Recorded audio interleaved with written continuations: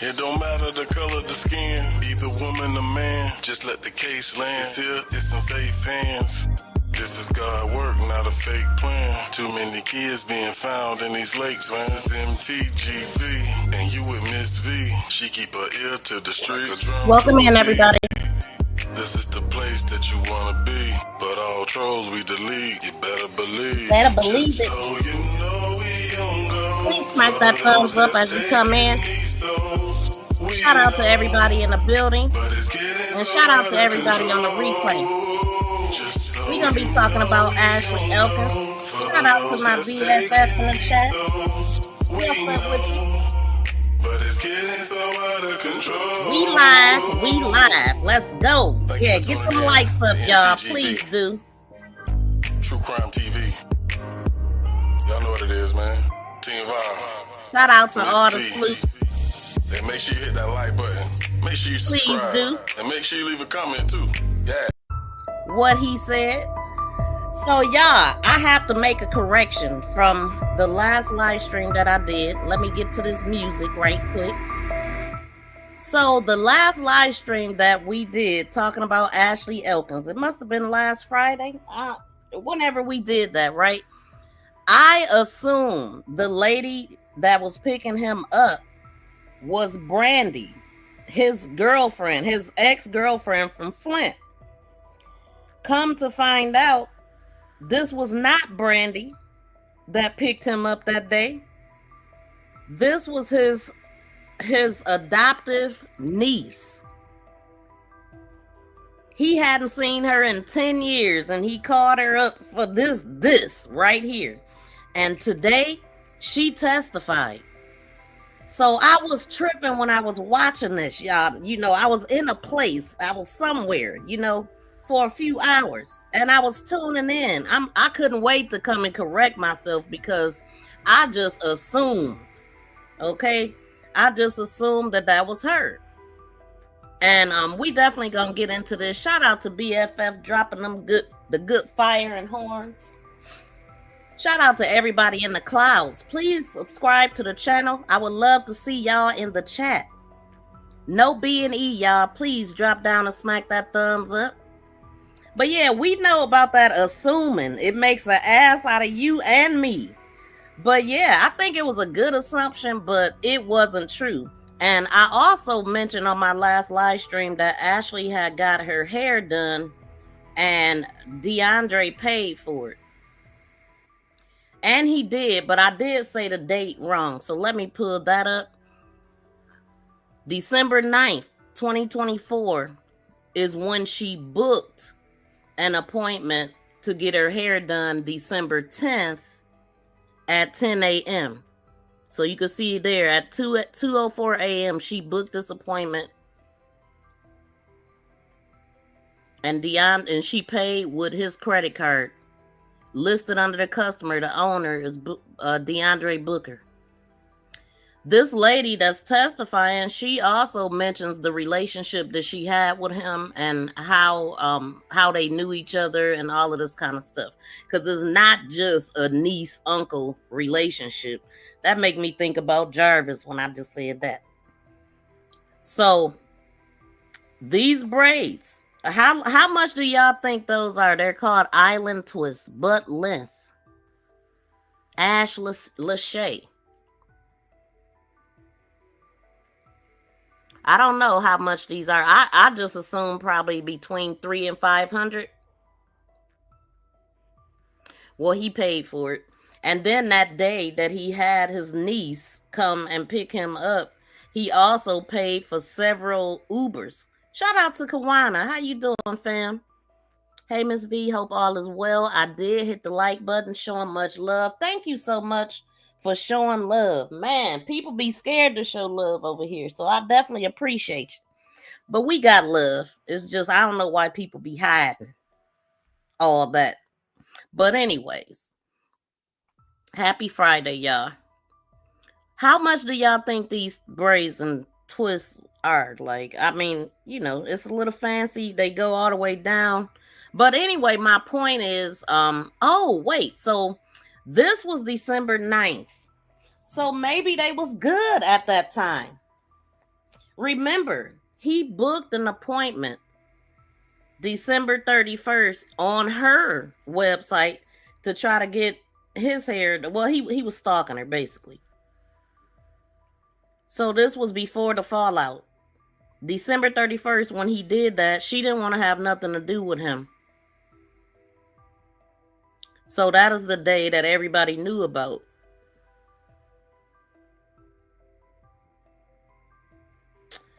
So I definitely wanted to share that with y'all and make that correction. And we gonna get into the trial that's going on right now. So let me pull that up. And then let me see. Yeah, she gonna be the first one. Oh shoot, well yeah, I can still do this. Let's do the disclaimer since I like to forget that all the time.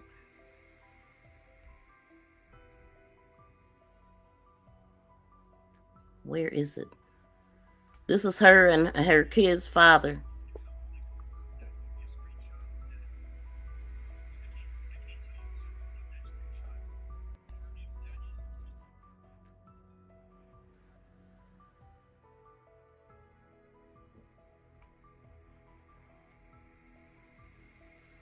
Okay, I put the wrong one in there. It got audio. Let me know if any issues happen with this audio. Let's go. Let's get into it. She's gonna be the first witness.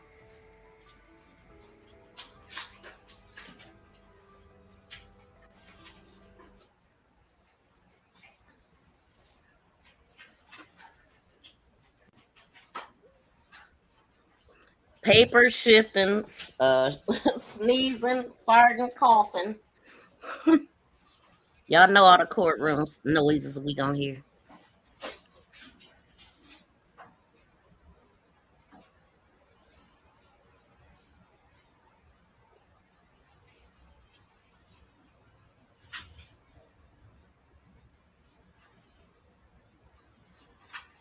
Oh, there she go.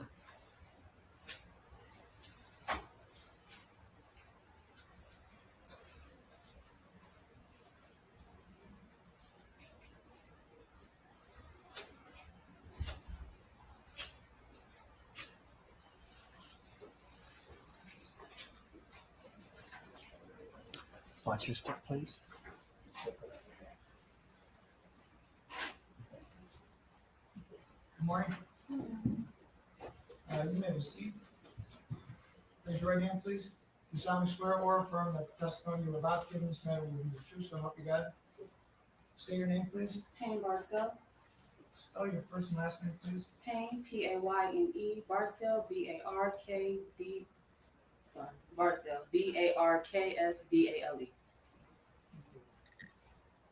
Yes, sir. Good morning. I am going to ask you to speak up. Your voice is a little soft and we just all need to be able to hear you, okay? Ms. Mean, do you know someone by the name of Deandre Stalker? Yes. I'm going to put up what was Exhibit 95. If you could just take a look at the screen in just a moment.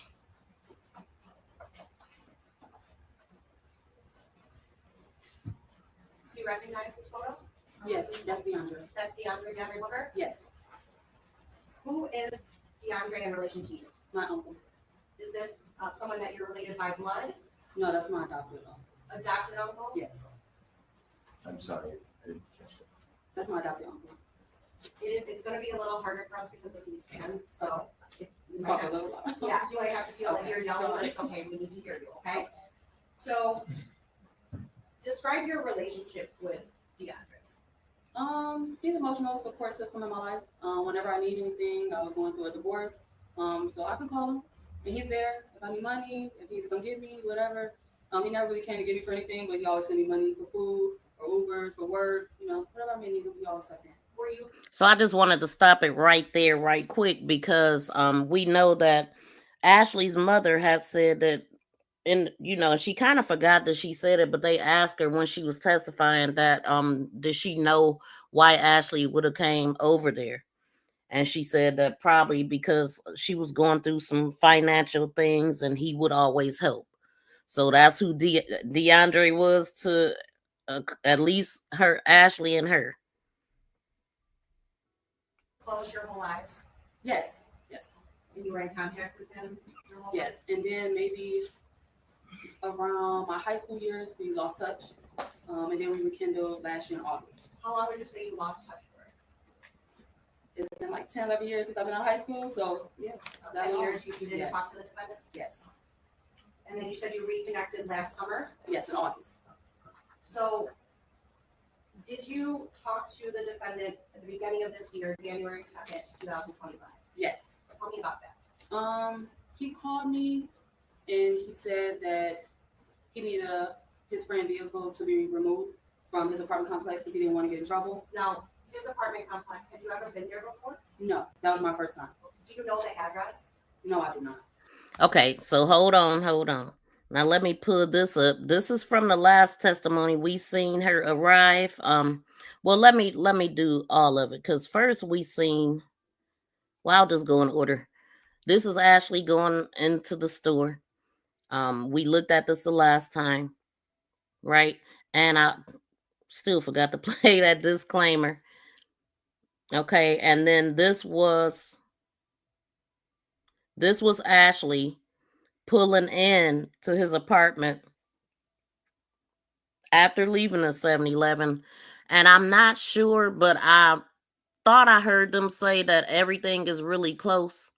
I didn't get the time that she was at 7-Eleven, but I'll have to get that later. So she pulls into Deandre's the spot. And I was wondering a few things the last live stream. I'm like, well, she went in. How did she, had he cleaned up already by the time the friend had came? At the time, I thought it was the ex-girlfriend had came and all of that stuff. And so we gonna get answers to some of my questions that I had on the last live stream. And then this is her and Deandre leaving. So Ashley arrived at like 7:50 something. She got out her car 7:58 in some seconds. And then at about 12:28 is when she arrived and asked her. She explains all that they doing right now and how she ended up driving and all that. So I need to take that out. And let me play this disclaimer. This channel may feature copyrighted video and audio content under the guidelines of fair use permitted by copyright statute for purposes such as criticism, comment, news reporting, teaching, scholarship, and research. All content and credit go to the original creators. No copyright infringement is intended. Okay, and also some of the things you might hear may be triggering to you. This is a crime channel and we are in court. This is for Ashley Elkins, who was unalived January 2nd, 2025. We're assuming. I mean, we looking at the tapes. But for whatever reason, I showed her obituary and they put her death date as February 20th. And I mean, I don't know why, but that's what it is. And we also know that she's never been found. Welcome in, sweetie. How you doing? Happy Friday. Yes, no problem, fam. Okay. Let's see. Okay, let's get started. Let's go. Let's go. This dude is a dirty, rotten piece of crap. And he's lame, too, on top of it. Do you know what city it's in? Roseville.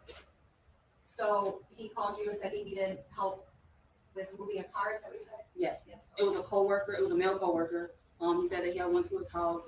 The car wasn't registered, so it didn't have any plates. He had just bought the vehicle. He didn't have a license, and so with me having a license, he wanted me to drive it to his coworker's house.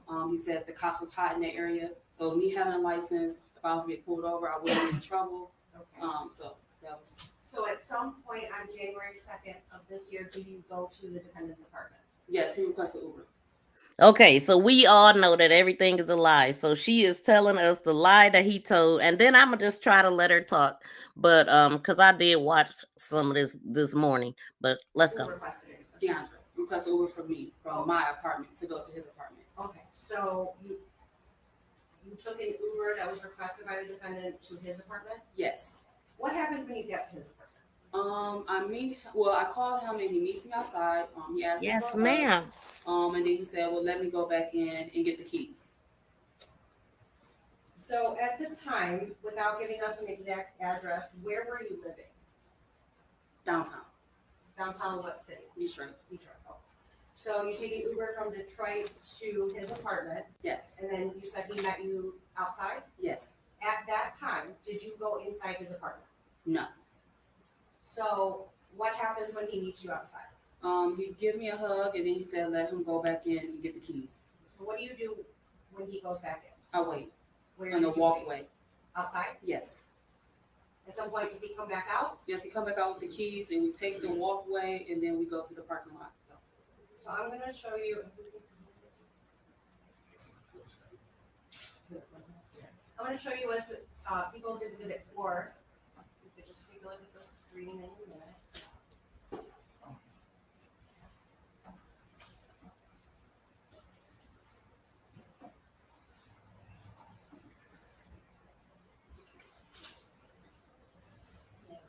Do you recognize this? Yes. What is this? This is the parking lot from the back of the apartment building. Whose apartment? Deandre's. Is this where you met up with him on January 2nd? Not the parking lot, no. The walkway of the front of his apartment. But this area is what I mean. This apartment complex, this parking lot, this area, that's where you met up with the defendant that day? The front of it, not the back of The front of it? it. Yes. Do you remember, was it morning, afternoon, evening, 12. 12 in the morning or afternoon? Afternoon. Could be almost 1. Almost If one. you watch this video.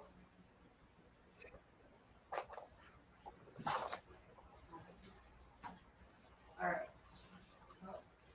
So right now, we see 2 people in the video. Do you recognize either or both of those? That is Deandre and me. So which one are you? The one with the baby blue jacket, and that's Deandre with the black jacket. So what is happening here? I'm telling him I don't feel good.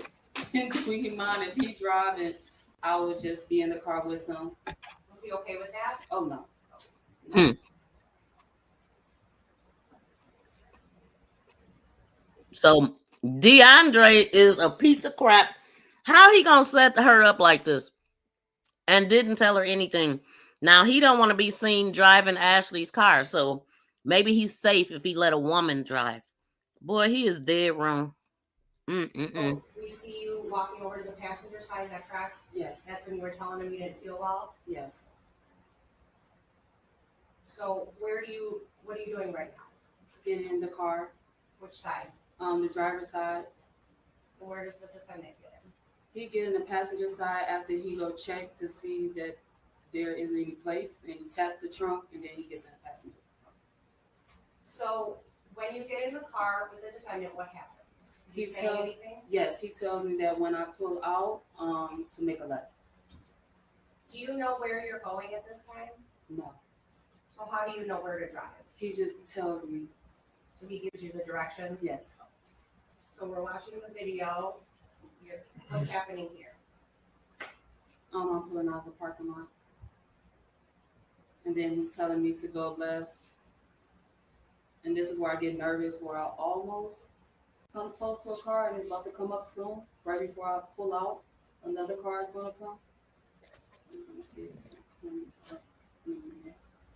You see where I'm pulling out and that car is coming? All right, so you make a left out of the parking lot, Yes. correct? And then does the defendant tell you where to go from there? Yes, once I get to the light to make another left. So where do you go after that? After I turn at the light, Yes. I make a left and then I keep going straight at the next light. And then maybe 2 to 3 minutes after the next light, I turn into an apartment complex. Do you know what apartment complex that is? Is this one that goes on? I want to say golf. Is this something you remember or are you guessing? No, Is it- I remember. You remember? Okay. Yes. Have you been to that apartment complex before? No. No. Not the first time that you've ever The been whole there. file Yes. if you want. Okay. What did you do when you pulled into the apartment complex? I initially parked in residence because he told me that his friend stayed there with his girlfriend, but he said that his friend wasn't on the list, so I had to park in residence. So when you said you initially pulled into the residence area, did you park the car then? Yes. And then what happened after you parked the I just want to say Deandre is quick on his toes with the lies. Like that wasn't no friends, residents, none of that. Big lie. All he doing is hiding a stash in Ashley's car. Car in the residence area. He told me to pull out and park in business. So you had to pull out, park in a different spot? Yes.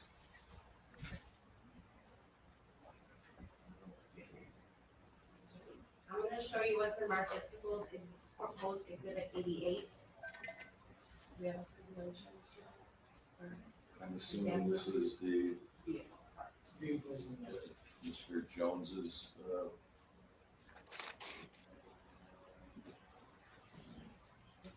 surveillance camera. No, No, it's a vote. these are just the photos of the car. The car, the votes, yes.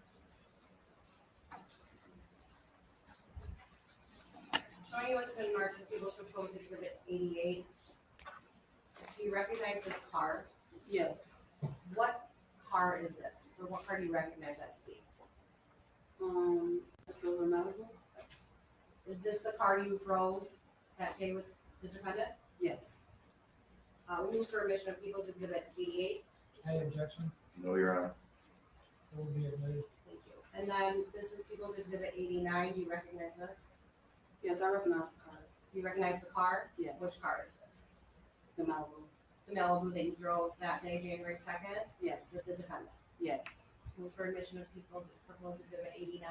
No objections, Your It Honor. will be admitted. And then we have people's proposed exhibit 90. What is this? Do you recognize it? I recognize the car. I didn't park it like that. So what car do you recognize it to be? I recognize the car as a silver Malibu, but I didn't back in like that.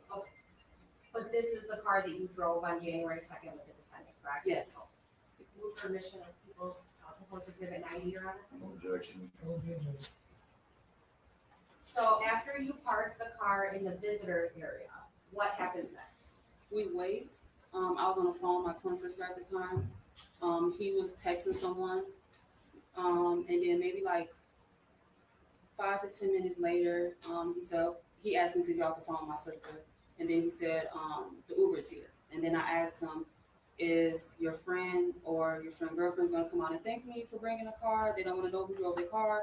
And he said that his friend wasn't there and the girlfriend wasn't coming down. So were you aware that he was ordering another Uber? Did you know that was going on? No.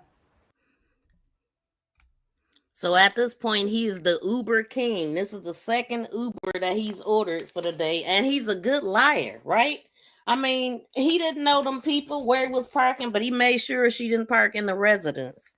What a slow Joe. But anyway, y'all, please smack the thumbs up. Smack the thumbs up. Y'all watching, please smack the thumbs up. And subscribe to the channel if you have not. We gonna keep going. So what happens next? Once we get out the car, he told me to hand him the keys. Did you give him the keys? Yes. What happens And next? I said, so what are we going to do with the keys? He said that his friend told him to leave it on the seat. Did you ever see I'm those keys sorry, his again? friend said to leave it, right? On the seat? Thank you. Did you ever see the keys again after you handed them over to the defendant? No. So what happened next? The Uber pulled up and it's a white Tesla. Did you get in the Uber? Right before we got into the Uber, he goes to the dumpster. Who's he? Deandre. What happens next? He put something in the dumpster. And then what happened? Then we get into the Uber. Who got into the Uber with you? Me and Deandre, and we went back to his apartment. What happens when you go back to his apartment? Once we go inside, he shows me around. He gave me a tour of the place. What do you remember, if anything, from, let's start with the living room. Is there anything that stood out to you? Yes, the living room rug. Tell me about that. It was like a light pink peach rug. It was kind of scrunched up. It wasn't laying flat on the ground. That's the only thing that really stuck out to me. And there's 2 love seats. One was up against the wall, and one was kind of facing the front door. The love seats, do they have pillows, just general, normal looking couches? Yes, they have pillows. Was the living room neat? Was it dirty, messy, anything that It you was- remember? It was neat aside from the rug. What happened while you're at the apartment? After he gave me a tour, I told him I need to use the bathroom. He told me to wait, and he goes in and clean up some more. So he told you to wait before you could use the restroom? Yes, Did you think anything of that at the time? not really. I just know I wasn't feeling good, so I'm like, I don't know if he was just trying to clean it before I walked in. I didn't think nothing of it at the moment. No. So, do you go to use the restroom? Yes. I'm gonna show you what's been admitted as People's Exhibit 22.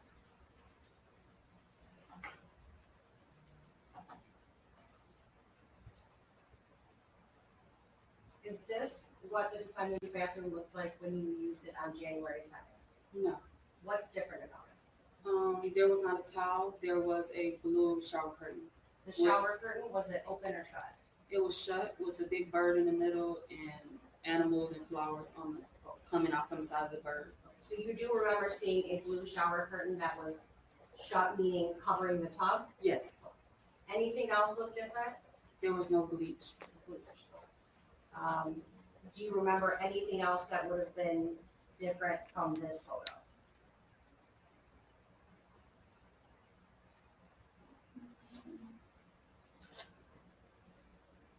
You had mentioned no bleach, so when you were in the bathroom the first time on January 2nd, did you get a look at the countertop, the sink, anything like that? It was facial hair on the counter and sink. So it was dirty when you were in there the first time? Yeah, it was just a sink. Now the toilet was clean, but it was just a sink. Okay. It had some hair. Some hair. Yeah. So after you use the restroom, what happens? Or strike that. You had mentioned that you weren't feeling well, correct? And then you had mentioned also that he went in before you was spraying something. Were you able to tell what he was spraying? It's not pine salt. Like pine salt, like a cleaning solution? Yes, it was no smell of bleach at all. Okay. Do y'all believe that her body was still behind that curtain when she was in the house? Because where would her body have been, and why would he remove the curtain after getting rid of her? Because Ashley came that morning and he wasn't throwing out them garbage bags and stuff until that night. So her body would have had to been behind that curtain, y'all. That's what I'm thinking. Because he went in there and he sprayed and all that as if, he trying to cover up a smell. The curtain was closed. The bleach wasn't in there yet. That's what I'm thinking, y'all. That is absolutely crazy if she was still in that tub when she was in that freaking bathroom. Because how? She had to be there. She had to be there, BFF. How did he know she wouldn't look? This dude took a chance. Was he willing to take her out too if she came storming out that bathroom? He took a big chance. That blows me away. That alone just blows me away. Let's keep going. So what happens after you use the restroom at the defendant's apartment? I go to sit back on the couch, and he asked me to come into the room with him. Which room? His bedroom, and he asked to use my charger, which I did, and then he said that he needs to go to the beauty supply because he needed a do-rag.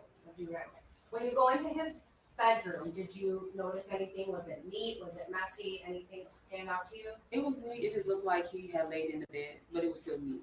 So there were pillows, blankets, comforters, all that? Yes, and there was a kid's basketball room on Deandre's closet door. It was a few colognes on the dresser, but there was nothing out of place. Like the shoes, the boxes, and clothes were stacked neatly in the closet. So what happens after that? Hold on, let me see what y'all saying, because I'm telling you, when I was watching this, I'm like, it's like, it ain't a movie, it's real life, but it's chilling. It is chilling to believe that. Oh my God, now what if she was a snooper? Exactly, because a lot of times, how many times have y'all looked behind somebody's curtain?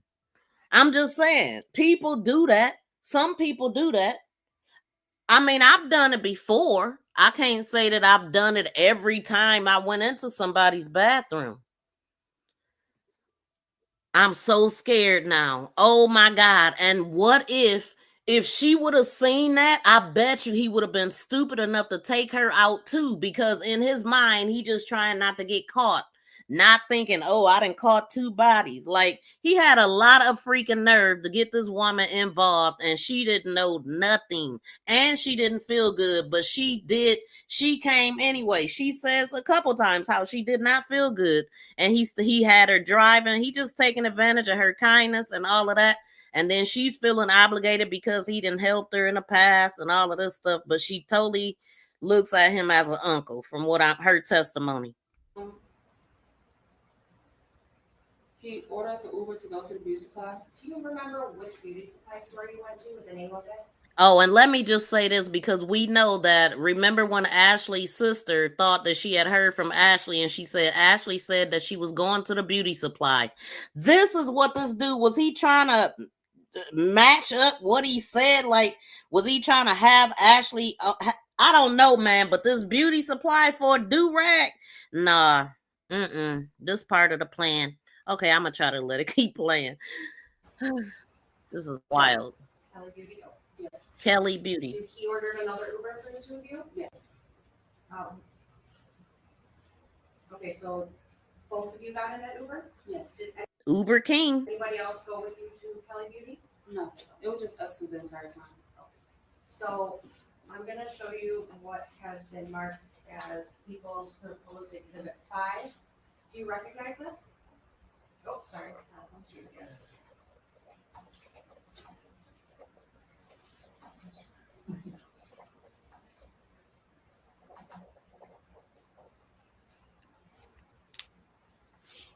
Oh, do you recognize this? Yes. What is this? Kelly Beauty Supply. This is the entrance into Kelly Beauty Supply? Yes. And is this where you went with the defendant in the Uber on January 2nd? Yes. Can I stand it for a moment? Yes, please. If that would help me see better. The Uber driver, you see the red tail light? That's the Uber driver, and that's where he was sitting in the car waiting for me. So you're indicating to the part, it would be the top of the video, Yes. just slightly to the right of the center Yes. of the entranceway? Mhm. So I move for the admission of People's Proposed Exhibit 5. Okay. Oh, right here. I see it. Light right Gonna there. Watch this. And you had mentioned you believe that to be the Uber parked in the top? That's her. Yes. And I initially go into Dollar General. You see me right there. Okay. And then I realize I'm at the wrong door because the Uber driver tells me and tell me that this is a beauty supply Now entrance. you're kind of pointing to someone that would be the very top of the video in the middle, correct? Yes. And is that you Yes. walking in right now? Yes. And do you remember like what time that was?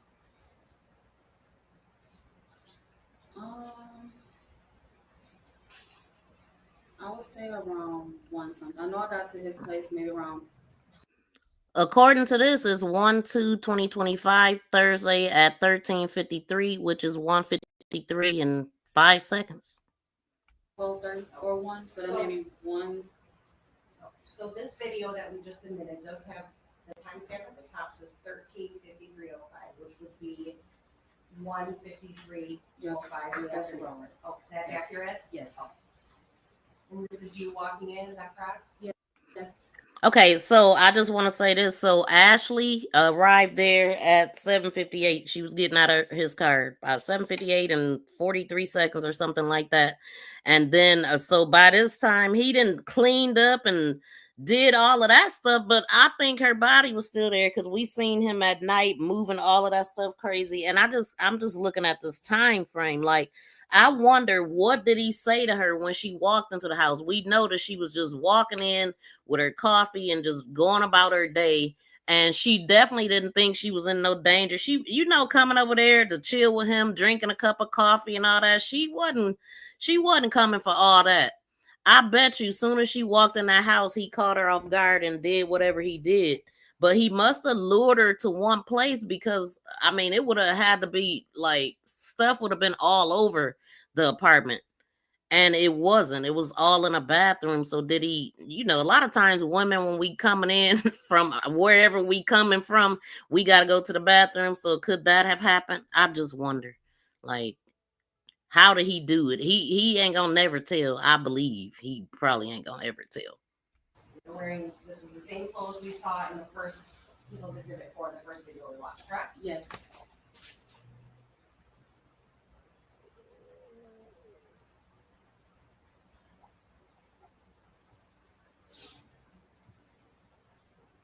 All right, now we've jumped forward to 157. Who is that? Me. So you are walking out of the store. Yes. Where do you go when you walk out? To the Uber. The same Uber that you came in? Yes. So where was the defendant when you were in the store? Sitting inside the car. He stayed in the Uber? Yes. Do you know, did he say anything about lying? Usually when you have an Uber and there's two people, it's always best that one stay because you do have a time limit. And if you're not back in the vehicle at a certain time, they are allowed to pull off. Okay, so it was just the two of you and the Uber driver in the Uber that entire time, correct? Yes. What happens after you go to Kelly Beauty? We go back to his apartment. What happened when you get back to his apartment? Okay, didn't we hear her say he wanted a do-rag? Like, so he totally setting this woman up. Like, so he sends her in to get the do-rag. Like, wow.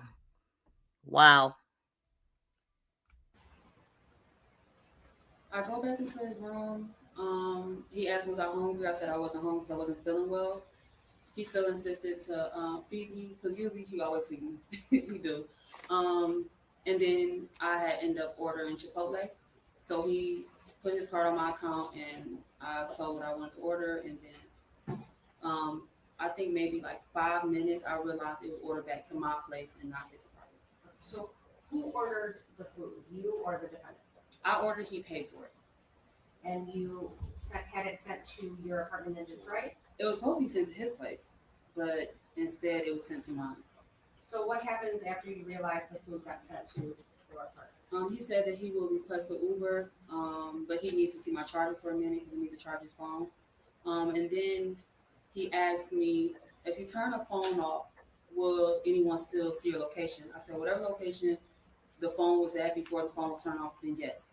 And then he asked if him and I could share locations. So when he asked you this was after you were at Kelly Beauty with the defendant, correct? Yes. So he asked her the same question that he asked Google. This dude, man, I just think he didn't give a damn. Man, I think he's setting stuff up because I really do. And see what he just asked her about one of them, like he was turning her phone off right then and there, like trying to figure that part out. Then he asked to share locations with her so he can learn about how it is to share locations. You know what I'm saying? He planned all this at the last minute. Like this dude is planning this while he's doing this. Like he really didn't. Well, maybe he did have in his mind that he was gonna call her. I don't know. Like, but he totally involved her. He didn't put her in on a whole murder case. Got her. They had to come and collect her clothes and rule her out. Like, I wouldn't want to have nothing else to do with this dude. But he about to be in prison for the rest of his life anyway. But then again, he might have been trying to set her up. He was. And he was texting. Well, actually, they went in there at 13:53. He had texted Ashley's sister in the morning and said that she was on her way to the beauty supply. Or, I mean, okay, what I remember is that the sister got a text and they assumed that it was Ashley. I don't know if it was Ashley or not. Let me not assume because I don't know what time he unalived Ashley. Maybe Ashley was at dude house and telling her sister she was at the beauty supply because she didn't want nobody to know because he's now a sneaky link. I don't know yet. So that is so sad. It really is. I think it was him. You think it was him that texted the sister? That's what I thought initially. I was thinking it was him. So if he said at 9 something he was at the beauty supply, what's the purpose of doing it now at 1 something? Or maybe he just feel like, well, if I just do the actions, that's good enough in my mind. I don't know. I don't know. Let's keep going. This dude think he's smart and he's not. Did you end up sharing the location of the defendant? Yes. What happens next? I wait for the Uber, and then once it got close enough, I ended up leaving out. Did the defendant go with you? No. How many Ubers are we on? How much money he done spent already? This about $1,000, ain't it? He ordering Ubers, ordering food, Uber Eats. I mean, probably DoorDash. I don't know. Ordered it to the wrong place. Now he got to Uber her back home, which that was the plan anyway. She didn't even know they had the Uber back from the friend house. Like, man, like this dude got her all caught up, and she is clueless but observant at the same time because she noticed everything in his apartment and stuff. So you went in the Uber back to your apartment in Detroit where the food was delivered, Yes. and the defendant did not go with you? No. But I did text him and told him I left my charger and I left some edge control in a black little bag. So at some point after this, you end up talking to Roseville Police, is that correct? Yes. And you end up providing them with the clothing that you were wearing in those videos you saw, correct? Yes. I'm going to show you what has been marked as People's Proposed Exhibit 6. The nerve of this dude.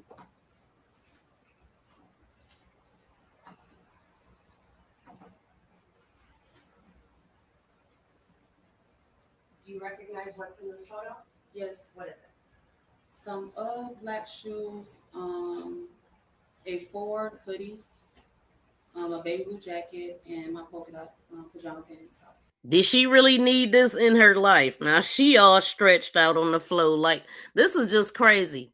He didn't think this out, did he? Maybe was just trying to make that location show up on her phone. Probably so.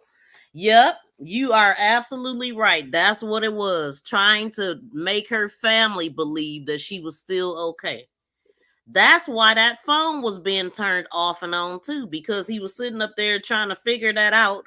And probably when he asked her that question, he probably turned it back on. I don't know. You know what I'm saying? Maybe when they went to when he went to the beauty supply, he must have turned it back on.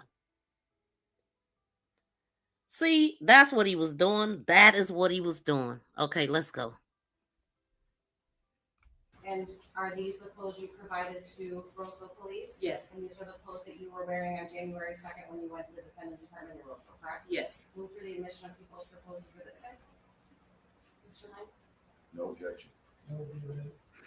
That's crazy. Her pajama pants. People's Proposed Exhibit 7. Do you recognize this? Yes, that's the purse I was wearing When were you wearing that purse? on January 2nd. When you went to the defendant's apartment? Yes. And did you provide that to the police as well? I think I still have the purse. Okay, but you showed it to them? Yes. And so does this accurately reflect the purse that you were wearing on January 2nd that you showed to the police? Yes. Move for the admission of People's Proposed Exhibit 7, Your Honor. No objection.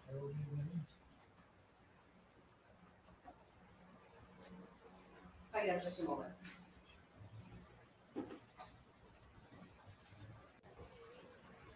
Wow, man. I would be so creeped out thinking about that. Her body was still in that bathroom when I was using it. That's crazy.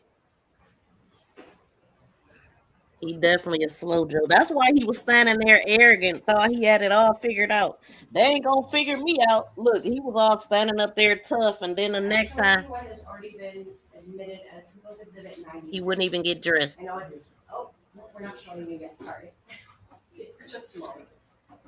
Yeah, he wouldn't even get dressed for court, acting a donkey. Oh, now, this is what has already been admitted as People's Exhibit 96.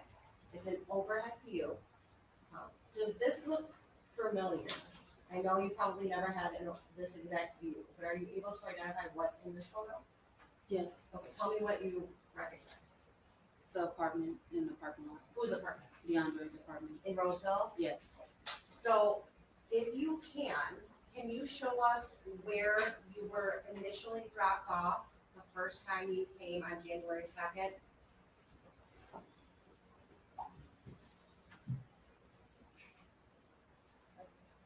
So you are pointing to kind of about 2/3 of the way down, just right of center, there was a white car parked on a side street. Is that, do you know what street, what the name of that is? No. So you were dropped off there. Now, the parking lot that we saw in the first video, is that in this photo? Okay, so that's down at the bottom center where all those cars are parked. Yes. And where did you initially first see the defendant when you got dropped off on January 2nd? So you have pointed to the opposite side of the building from the parking lot? Yes. Is that where he met up with you? Yes. What happened when he met up with you? Where did he go? He gave me a hug. He said that he needed to go get the keys, so we went back inside. Do you know which door he went in? Can you show us on there? Okay, so that would be the opposite side of the building from the parking lot, and Yes. what we're looking at is the door to the left, correct? Yes. And where did you go when he did that? I waited. You waited in that same Yes. spot, Okay. and at some point you met back up with him. Where did you meet back up? In the same spot, and then we ended up walking down here. Okay, so you have shown there's a sidewalk that kind of goes around the building and towards the parking lot, Yes. and then where did you go from that sidewalk? Can I get y'all to hit the thumbs up, the people in the clouds tuning in, just out of respect? Can y'all double tap the screen and smack the thumbs up if you're tuning in? And I know people forget, is some people probably just forgot. They might be driving at work or whatnot, but come on, y'all, get the thumbs up. Get the thumbs up.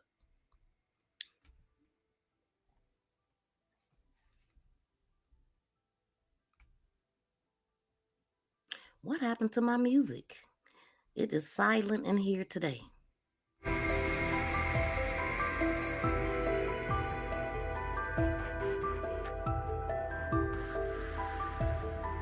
I don't know why it's so hard. It's free, y'all. It's free.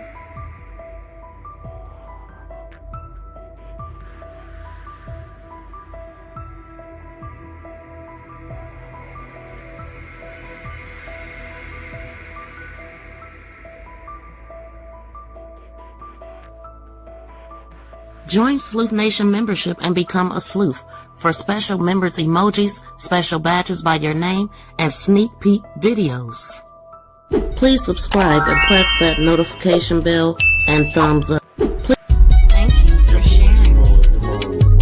Thank you for sharing. Thank you for sharing. For sharing. For sharing. For sharing. Thank you for so much. What in the fuckity fuck kind of shit is this? Wow. I can't waste a bunch of time. We gonna keep going. But y'all need to hit the thumbs up. Right here, and I think they call something. Oh, and that's the video that we saw, the first one, People's Exhibit 4, correct? And thank you to the people that did hit the thumbs up. Yes. And you can have a seat. When you were at the defendant's apartment, how was he acting throughout the day? He couldn't sit down. I asked him that he made me nervous and if he could sit down because he just kept pacing back and forth. He didn't go. You didn't sit down? No. So you asked him to because it made you uncomfortable? Yeah. Why did it make you uncomfortable? Because he's walking back and forth and I'm not sure why. I kept asking him, was he okay? Was something wrong? And he didn't really give me an answer. Nothing further at this time, Your Honor. Thank you. Thank you, Ms. Martin.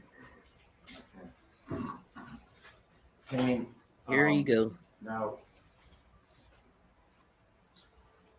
Mr. Booker is not any blood relationship to you, correct? No. So he's not really your uncle, correct? He's my adopted uncle. His sister adopted me. Okay. I would be correct in stating that his sister took you and your sister into her home as like a foster child? I'm not sure let's talk about that. I'm sorry? I'm supposed to answer that. Because that's personal. Hold on a second. I don't know if you heard what she said. Yes. Did you have an objection? Yes, Your Honor, I do have an objection as to relevance. Well, I mean, I'm trying to get at how she knows Mr. Booker so well. I'm trying to establish how it is they met each other and their history together. I think that's relevant. I don't think there's anything that's secretive or confidential about that. It's not that it's secretive or confidential, but she did already testify that she was adopted. He was her adopted uncle. They grew up together, and there was a period of approximately 10 years where they didn't speak, but that they were very close when they were growing up. Well, I believe I get to ask questions about that. I don't know whether there was some official adoption or not. You can ask about any official adoption. I'm not really going in that direction anyways. Okay. I'm trying to establish how it is they do each other. I was adopted. I'm sorry? I was adopted. You were adopted Yes. by Mr. Booker's sister? Yes. Okay. And is Mr. Booker older than you? Yes. And he's older by how many years? I'm not sure. You're how old now? I'm 30. I'm sorry? I'm 30. You're 30. Okay. And is Mr. Booker somewhere around 35, 36? He's in his 30s. How old were you when you came to live with Mr. Booker and his sister? I'm sorry? I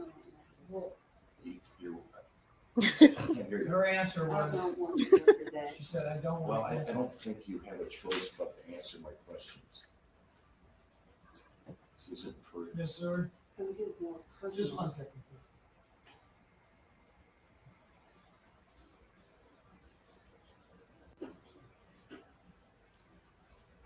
So Deandre was adopted?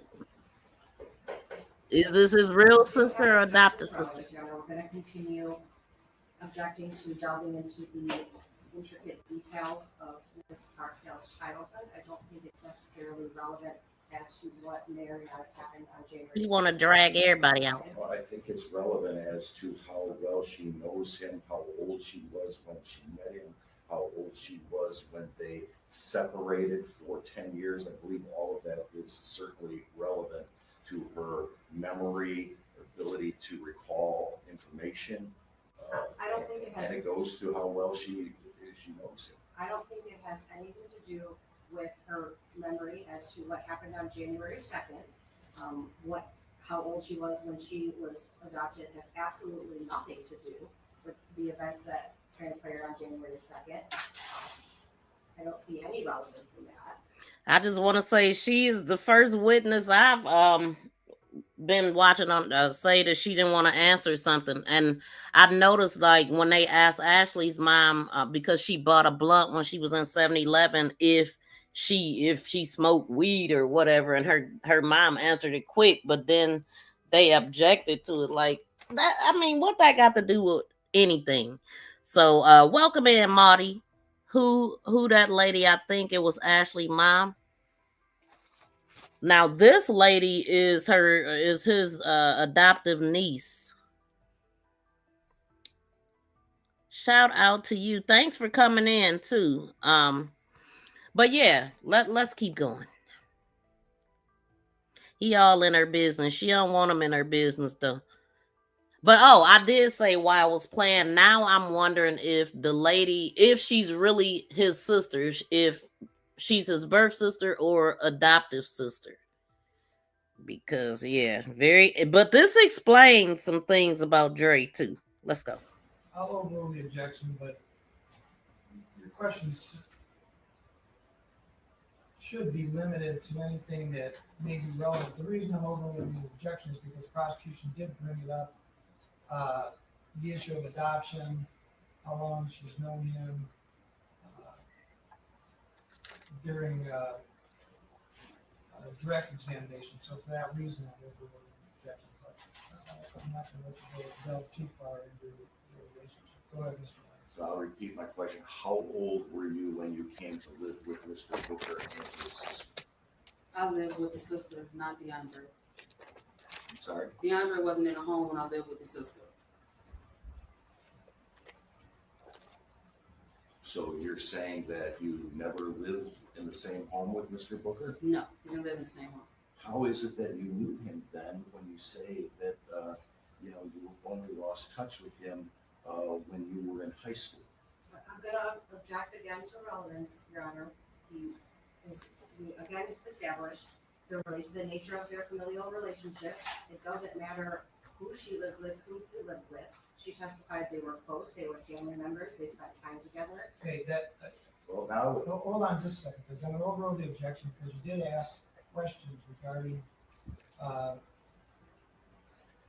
she knew him initially, the fact that he is her adopted uncle. Again, in that they were brought up in on direct, and I will go ahead. Your testimony, though, was that you never lived with Mr. Booker. Is that correct? Yes. Thank you. Go ahead.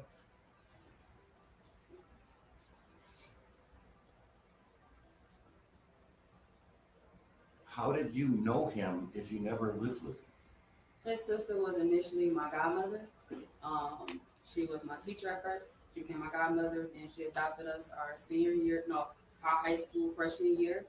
By the time she took us in, she had already given up her adoption for him.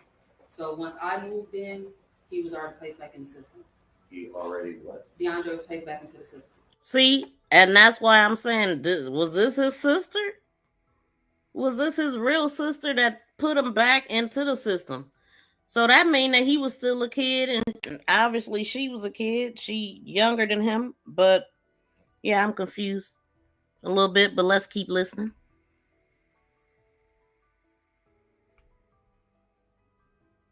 I don't Well, want I to don't think you have a choice but to answer my question.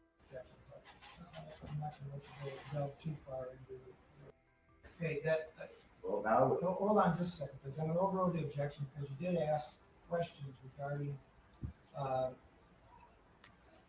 how she knew him initially, the fact that he is her adopted uncle. Again, in that they were brought up in on direct, and I will go ahead. Your testimony, though, was that you never lived with Mr. Booker. Is that correct? Yes. Thank you. Go ahead.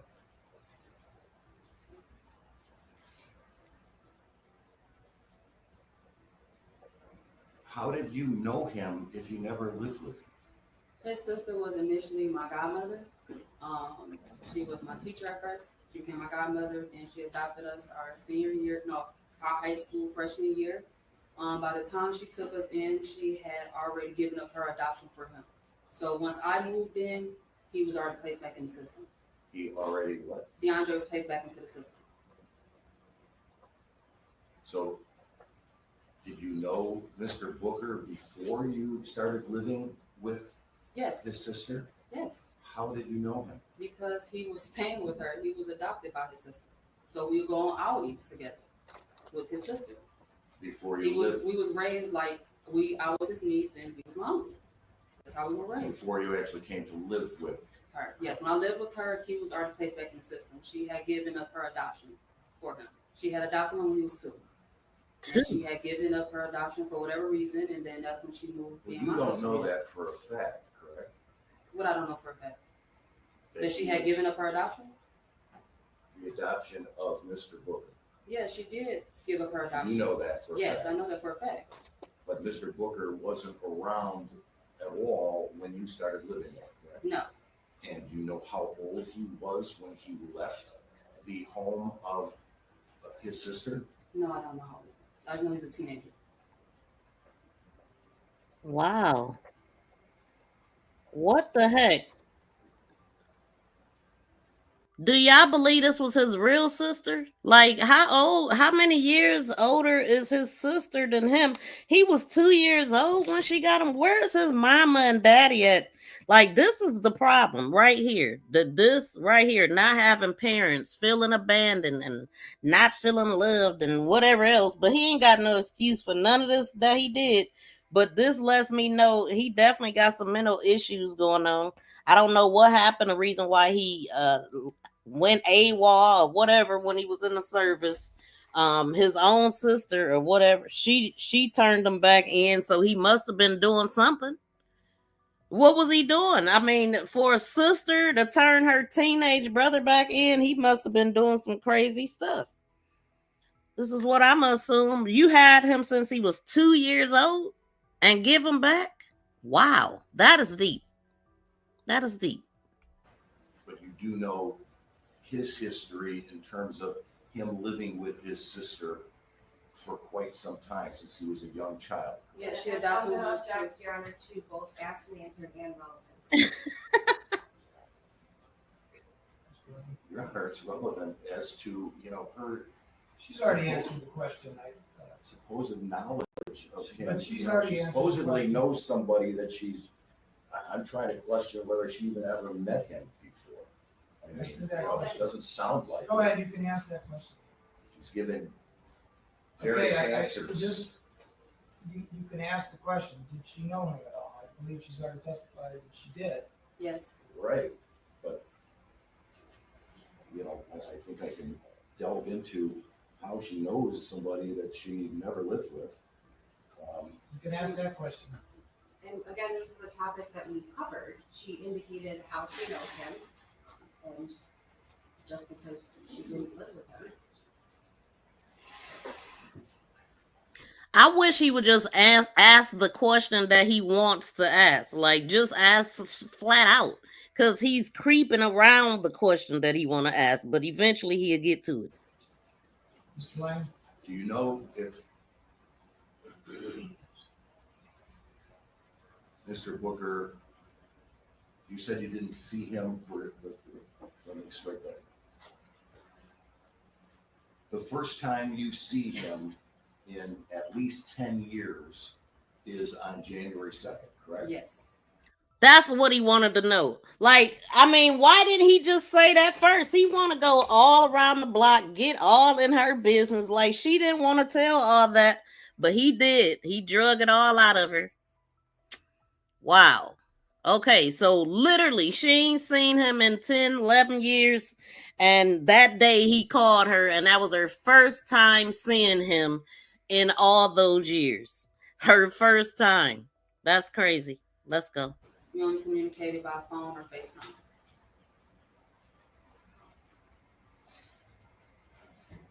And we have to remember the other ways of communicating. Because once they gave us FaceTime, internet, and all of that, you can feel like you in a room with somebody as if you know them, just like me.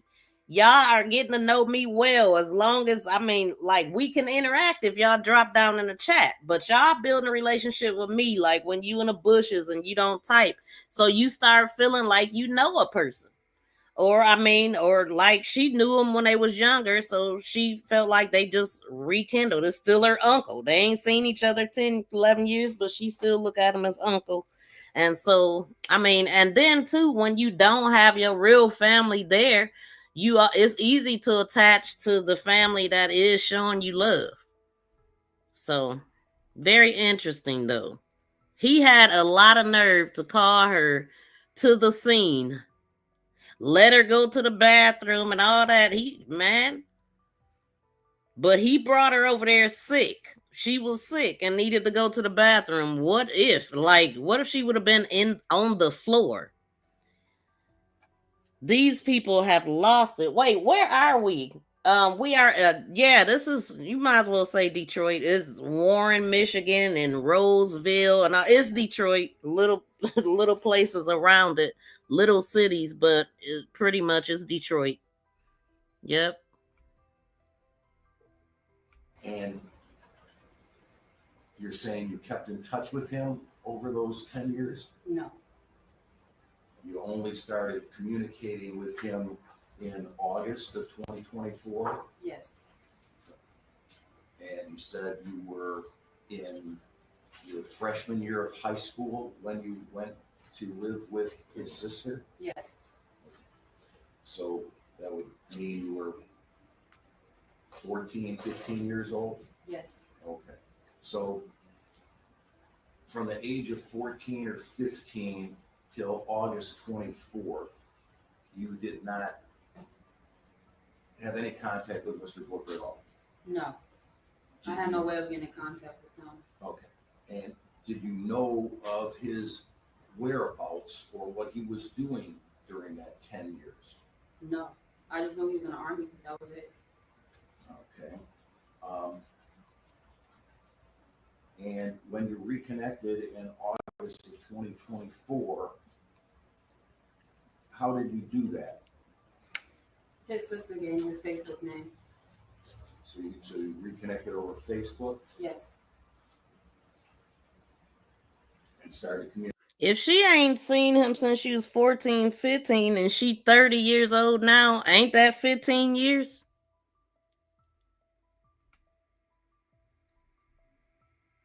With each other. Yes.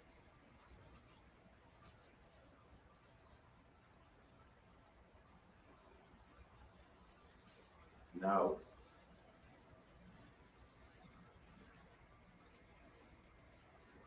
did you know that Mr. Booker did not have a driver's license from him telling you that or from somebody else telling you?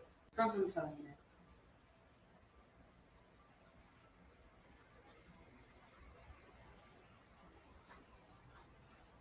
You testified that he was your emotional support system in life. How is that possible if you never lived with him and didn't see him or communicate with him for over 10 years? He was before we lost contact, and once we was back in contact again, it continued.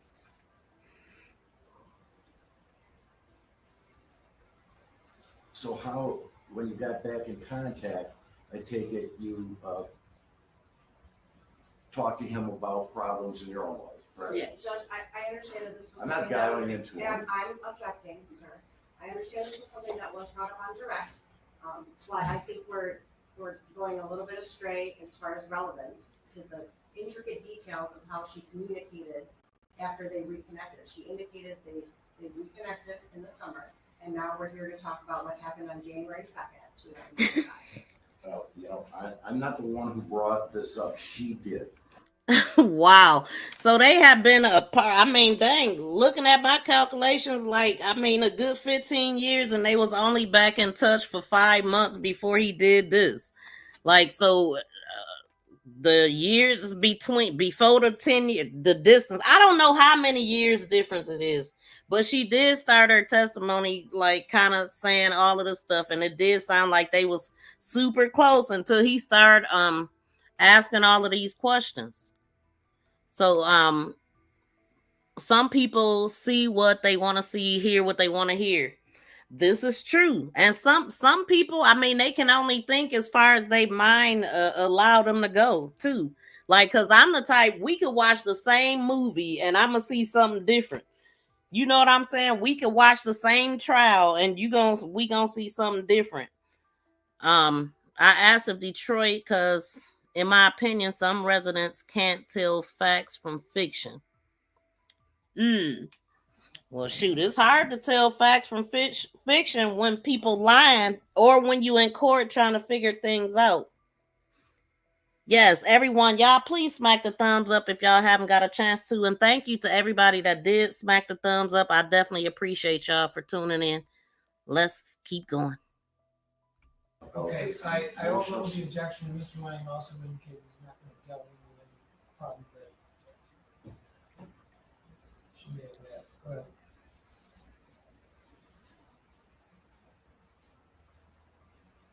Did you talk to him about problems in your life Yes. starting in August of 2024? Yes. Did you ask him for money during the period from August through 24 through January of 2025? Yes. And he gave you money? Yes. Right? I do want to know, where was Deandre working at giving out all this money?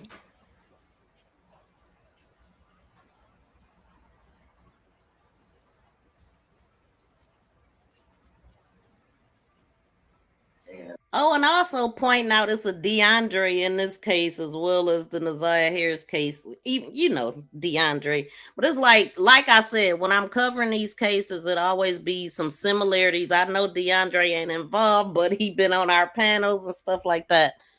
And yeah, who this man? He not messing with her.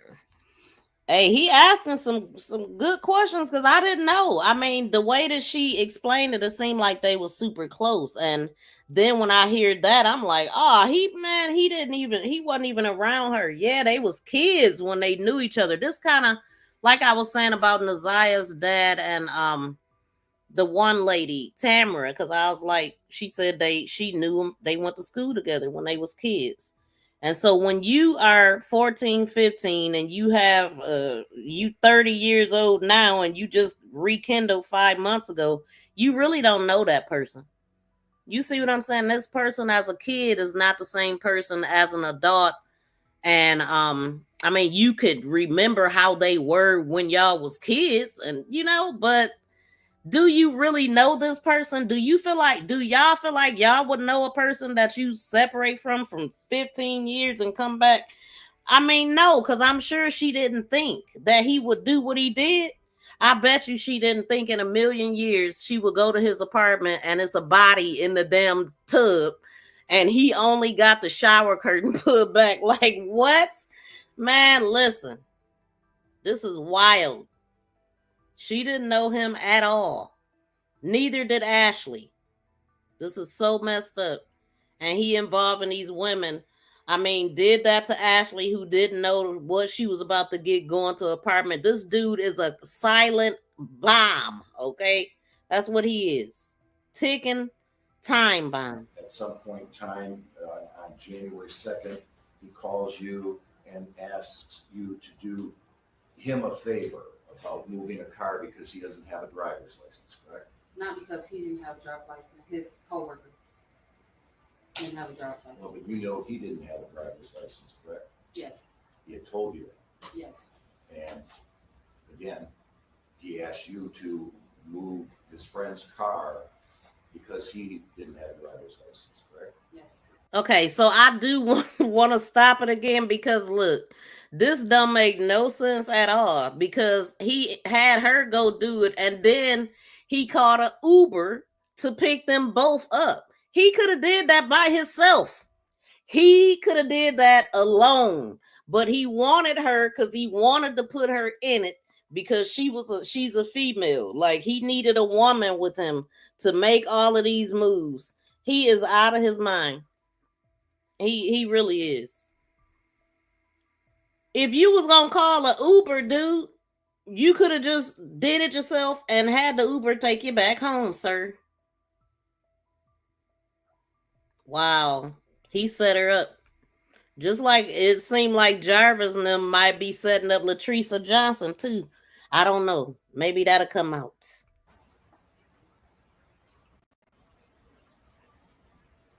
And would I be correct in stating that when you met him on January 2nd, having not seen him for a while, you were very curious to see him in person, correct? Yes. You're happy about that? Not really. I wasn't feeling good, so I didn't really show emotional happiness.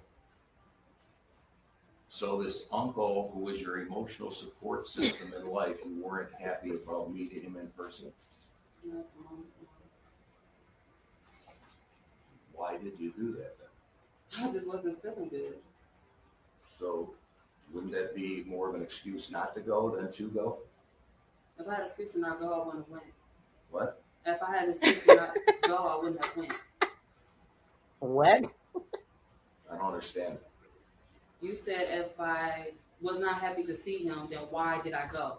That would have been an excuse. No, you said you weren't feeling good. I wasn't feeling good. But when someone do something for you, you feel obligated. He never asked me for anything. I'm the only one that always asks him for things. So the one time he asked me for something, I did it, even though I was not feeling good. And he knew that. See, that's why people like him do things for people. So they'll feel obligated when they need you to come and help them with their alibi after they got a body behind the curtain, a shower curtain, that you went to the bathroom and man, listen, just a shower curtain put. I know she had to been in there, y'all. Where else would she have been? Latricia Johnson is Jarvis's baby mama, who car he borrowed that day to set her up. And then Naziah, remember Naziah asked Shannon about the two streets, Balfour and Otter Drive, where Latricia Johnson live at. The same person who car he used that day. Like, I mean, that's a little shady. We was looking at that. Okay. But you weren't really happy to see him, correct? I didn't understand what you said. What was your answer? I wasn't feeling it. He keep asking if I was happy. Asking if you were happy to see him in person for the No. first time. No. She getting tired of him. Look, she want to punch him. Look at her little fist. She want to ball it up and hit him. He getting on her nerves. And when you drove this car, at first you thought that the car was baby blue in color, correct? Yes. And is that because your eyesight isn't very good? Yeah, I do have that eyesight. Yes. Okay. So at first you didn't know whether it was silver or baby blue, correct? Yeah, under my impression, I thought it was baby blue. Okay. And you've seen these pictures and you It ain't her eyesight the reason why she thought it was baby blue. Let's listen. identify the car that you got into, and you've seen the video of you getting into that car, and you now know that it's silver, correct? Yes. Okay. You didn't know that at the time. No.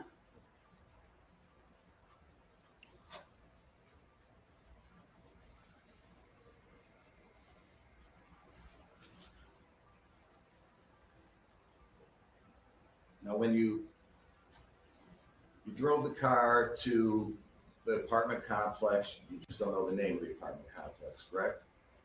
I believe it was golf. I'm not sure if that was a name or that was a street. And you said you gave the keys back to Mr. Booker, correct? Yes. And you said he was going to leave the keys in the seat of the car, correct? Yes. And you have no idea whether he did that or not, correct? No. And you said he went to a dumpster near the car and threw something away, correct? Yes. And you don't know what he threw away, right? No.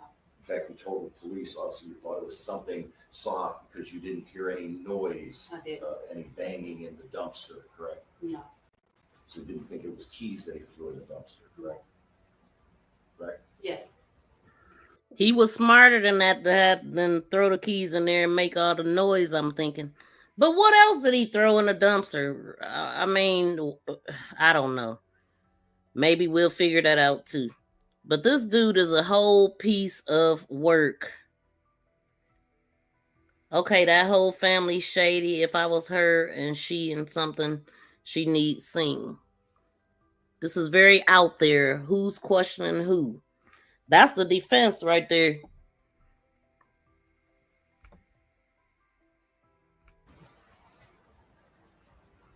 And while you were just after you parked the car, an Uber came and picked you up, and you went.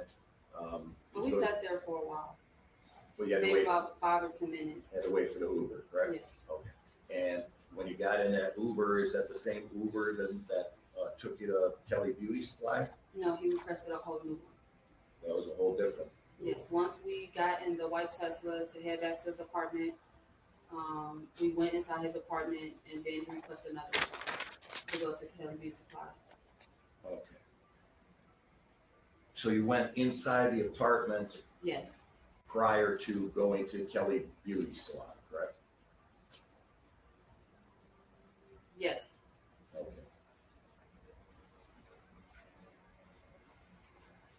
That's when he gave me a walkthrough of his apartment.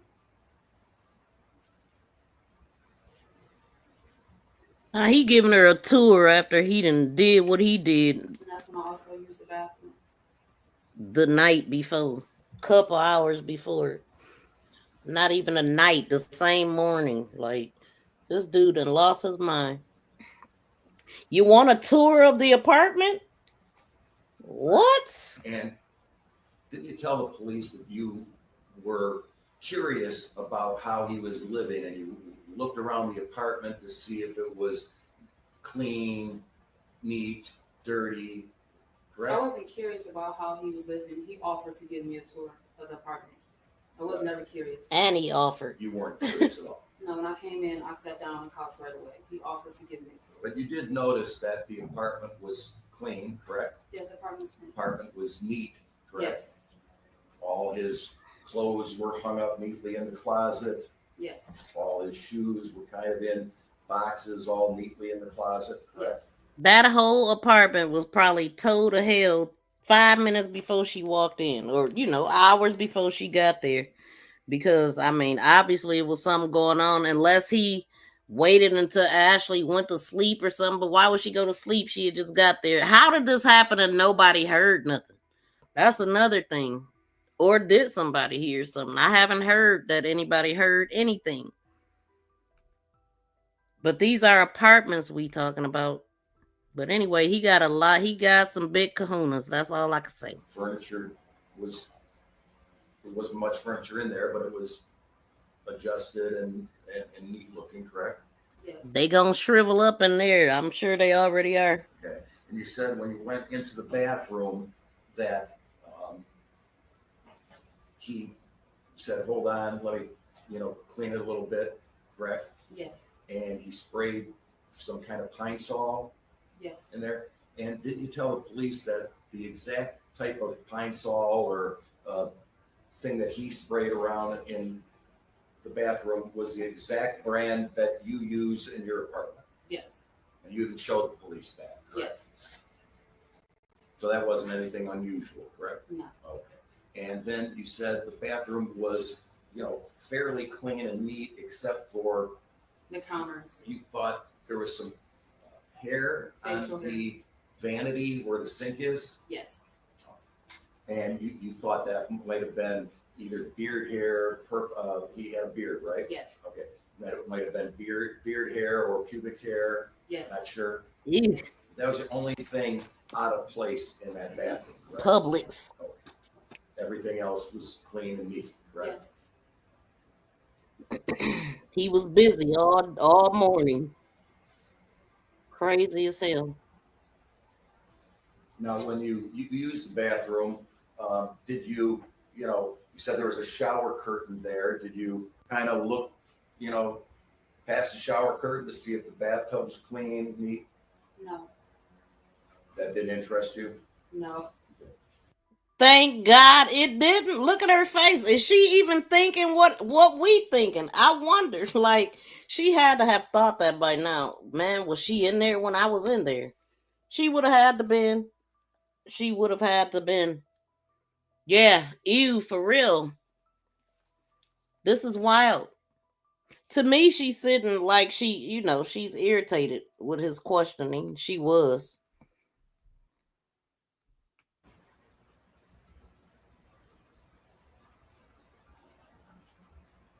And when you talked to the police, yes, I believe this might have been January 9th was the first time you talked to the police, correct? Yes. That was inside your apartment? Yes. Okay. And you remember telling the police that you remember the shower curtain. You can't remember much detail about it. It was blue, black, or something.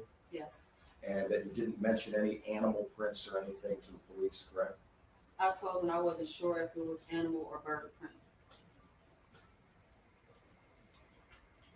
And you're still not sure of exactly what prints may have been on the shower curtain, correct? It wasn't prints. I just knew it was either animals or birds, but I wasn't sure as to which one.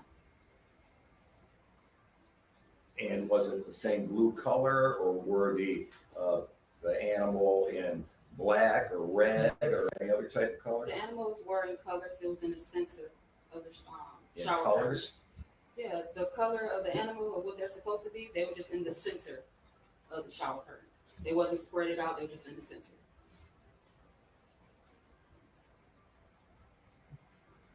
But you never gave that kind of detailed description to the police on January 9th, I correct? just said that the shower curtain was blue, and I was not sure if it was birds or animals. And why are you sure today than when January 9th? I said the same thing to you today that I said to them on the 9th. Have you seen any pictures of the shower curtain before you testified today? No, I still have not seen any pictures. I'm sorry? No.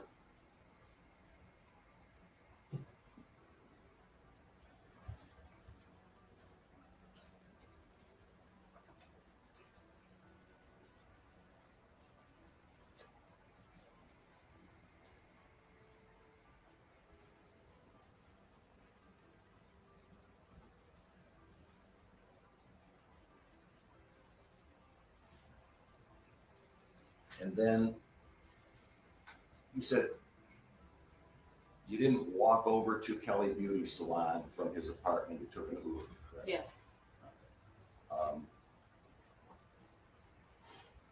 And Deandre went with you and Yes. stayed in the Uber while you went shopping for some things that you needed, correct? Yes.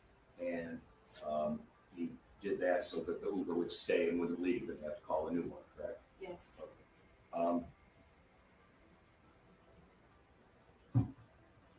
You get back to the apartment and you said you ordered some food from Chipotle. Yes, from DoorDash. All right. And you ordered it from your phone, Yes, from my phone. He used his Okay. card. but you used his card to pay for it. Yeah, Correct? he put the card information in. Okay. And I take it that the food wasn't delivered to Deandre's apartment, it was delivered to your apartment. Yes. And is that because they already had your address in the application or whatever? Yes, but he had switched it to his apartment, but I think it was too late, so it had already was on the way to mine. So then when you discovered the food wasn't coming to his apartment, you got an Uber to go back, or Deandre got an Uber for you to go back to kind of get the food. Yes, into Deandre your requested the apartment. Uber for me to get back to my apartment. Yes.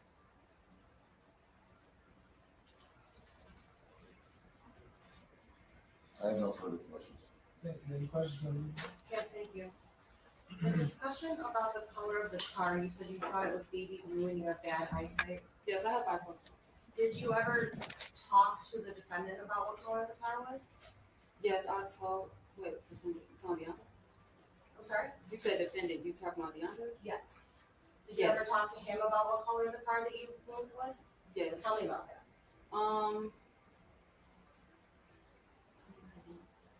I brought the conversation up to him maybe a day after, so January 3rd. My twin sister had reached out to me and asked me about Ashley. She told me that our mother had reached out to her and said that she Well, was objection, Your Honor, as to her I- testifying about whatever anybody else told her, that's hearsay. That's the only reason how the car agree, color so it's came okay, out. I agree, I can rephrase the question.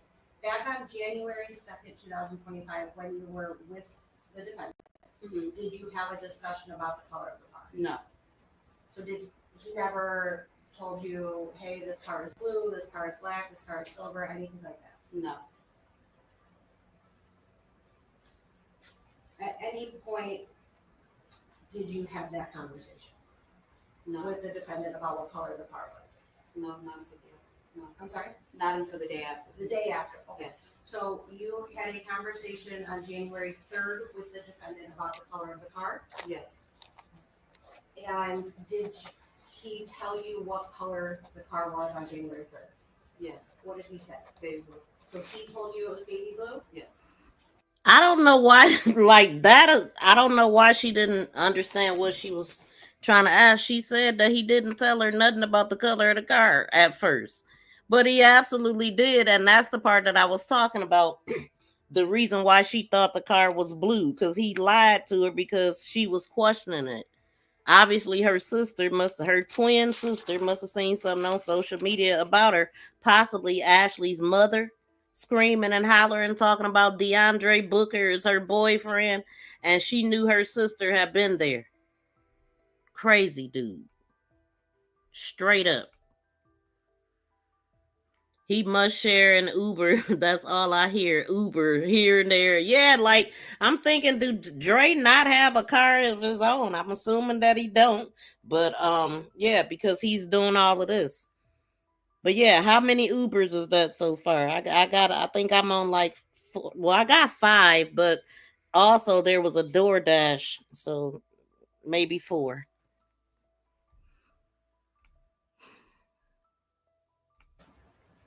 Did you ever ask any follow-up questions about, is it really baby blue or is it another color? Yes. And what did he respond to that? He said no, that it was baby blue and that I'm overthinking it. I'm thinking too much into it.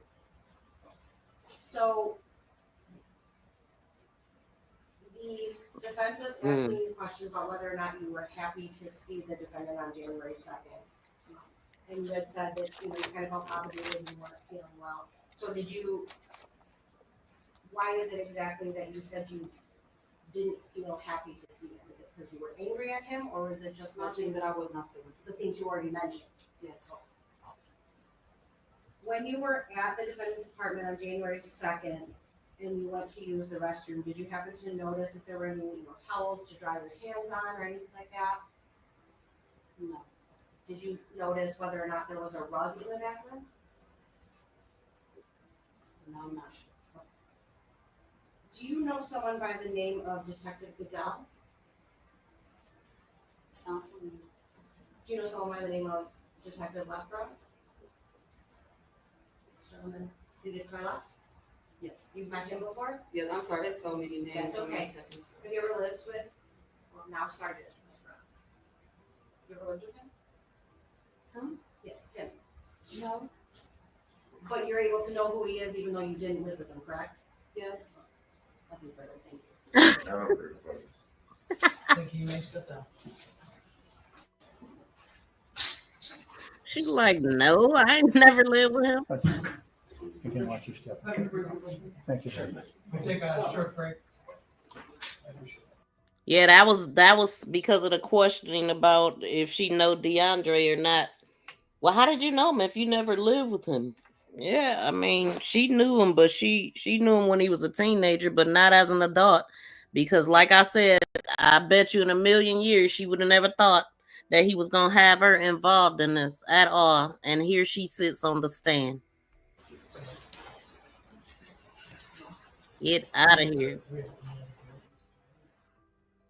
We ain't playing with all this. We are not. Oh, where we at? Y'all, please smack the thumbs up as we get to the next witness. Subscribe to the channel if you have not. Set all notifications so you know every time I go live. And thank y'all for tuning in. You big dummy, you big dummy, you big dummy, you big dummy. Old Deandre think he's smarter than everybody. But he is a lick. I mean, it seems like he's set up as a lick. You know, he paid for all kind of stuff, but he was real generous. But she said that he always look out for it like that. So, I mean, surely he wasn't mad about this hairstyle, these braids or anything that he paid for. I don't know. What do y'all think?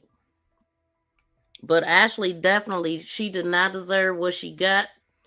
This female didn't deserve to get dragged into his mess. But he did that. But thank God he didn't know it all. He don't even know.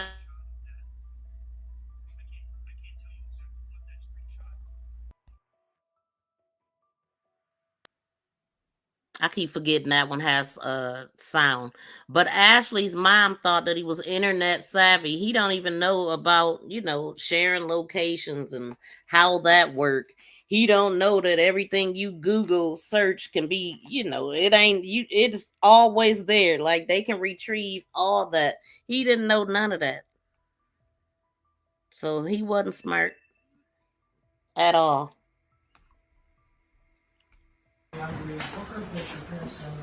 Carmen DeFranco, appearing on behalf of the people again. Harry Seward on behalf of the people, Your Honor. Rodney Lang, appearing on behalf of defendant Deandre Hooker, who is not physically present pursuant to court order, but is, has the proceedings being broadcast to him, both audio, wise, and visual. Thank you. Maybe see it. So did he refuse again? Or they just said the hell with him?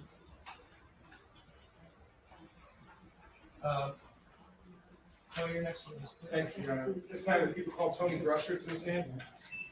Good morning. Good morning. Say your name, please. Tony Gresser. Spell your first and last name, please. Tony, Toni, Gresser, Grusser. Raise your right hand, please. You swear or affirm that the testimony you're about to give in this matter will be the truth, so help you God. I do. Thank you, Mr. DeFranco. Thank you, Your Honor. Good morning, ma'am. What is your current occupation? I am a forensic scientist with the Michigan State Police in the biology unit, doing body fluid identification, and I also respond to crime scenes. In your capacity to respond to crime scenes, what specifically do you do in that regard? I respond to crime scenes and I process the scene for any sort of evidence that may be probative to the incident. How long have you been employed in that capacity? I have been with the state police since 2018. I have been a forensic scientist since 2021, and I've been responding to crime scenes since 2018 as well. Were you employed in that capacity in January of 2025? Yes, I was. All right. In that capacity, did you have cause to go to an apartment on Pinehurst in the city of Roseville? I did. 26069 Pinehurst, is that where you responded? May I check my report? Would that help refresh your recollection? Yes, it would. Why don't you go ahead and do that? Thank Review it silently to yourself. Yes, that is the address. Do you know the apartment number? It was the second floor west apartment, but I don't know the exact number. Second floor. Apartment 202. Thank you. Thank you. Now, what were you called to that location to do? We were called to that crime scene to process for blood evidence. Do you have any training as it relates to the collection of and identification of blood evidence or suspected blood evidence? I do, yeah. I work in the biology unit in the lab. So we had a year-long training program, which consisted of lectures, readings, practice samples, mock cases, as well as practical examinations, which I passed all of those. And then crime scene aspect, I did a few month-long training program and then went to a crime scene schooling, which I passed as well, which all included processing for blood. Do you have any education, formal education, as it relates to this, in addition to the training that you received through the Michigan State Police? I do. I have a bachelor's degree from Marigrove College with a concentration in biology. What is that degree in? Forensic science with a concentration in biology. Thank you. And in your capacity as a forensic scientist for the Michigan State Police Crime Lab, have you ever had an opportunity to testify in court as an expert witness in that field? I have, yes. You've been tendered as an expert? I have, all times, yeah, 5. Your Honor, at this time, the people would move to tender. Oh, I'm sorry, let me do it this way. Do you recognize this as well with the mark for identification purposes as People's Proposed Exhibit 183? Yes, this is my CV. It fairly and accurately depicts all of your education and everything else that you've done as it relates to this field It does. professionally. Thank you. Your Honor, people would move for addition of People's Proposed Exhibit 183. Your Honor, I have no objections for purposes of exam only. That's the curriculum. Yes, permission to publish to the court. Yes. It will be admitted. Thank you. And at this time, Judge, I would tender Ms. Grusser as an expert in the area of forensic science, specifically as it relates to biology and blood identification. Your Honor, I usually would just, say that's fine, but I haven't had an opportunity to really go over her CV, just handed to it this morning. And I would just like to ask her a few questions while I'm going through this, if that's possible.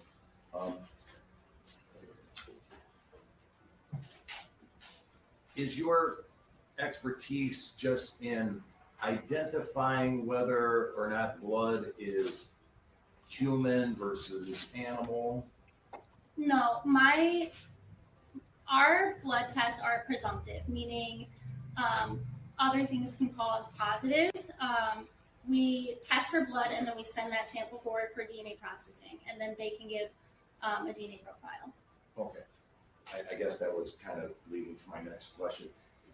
I take it if you collect evidence that you believe is blood evidence, correct? Correct. Okay.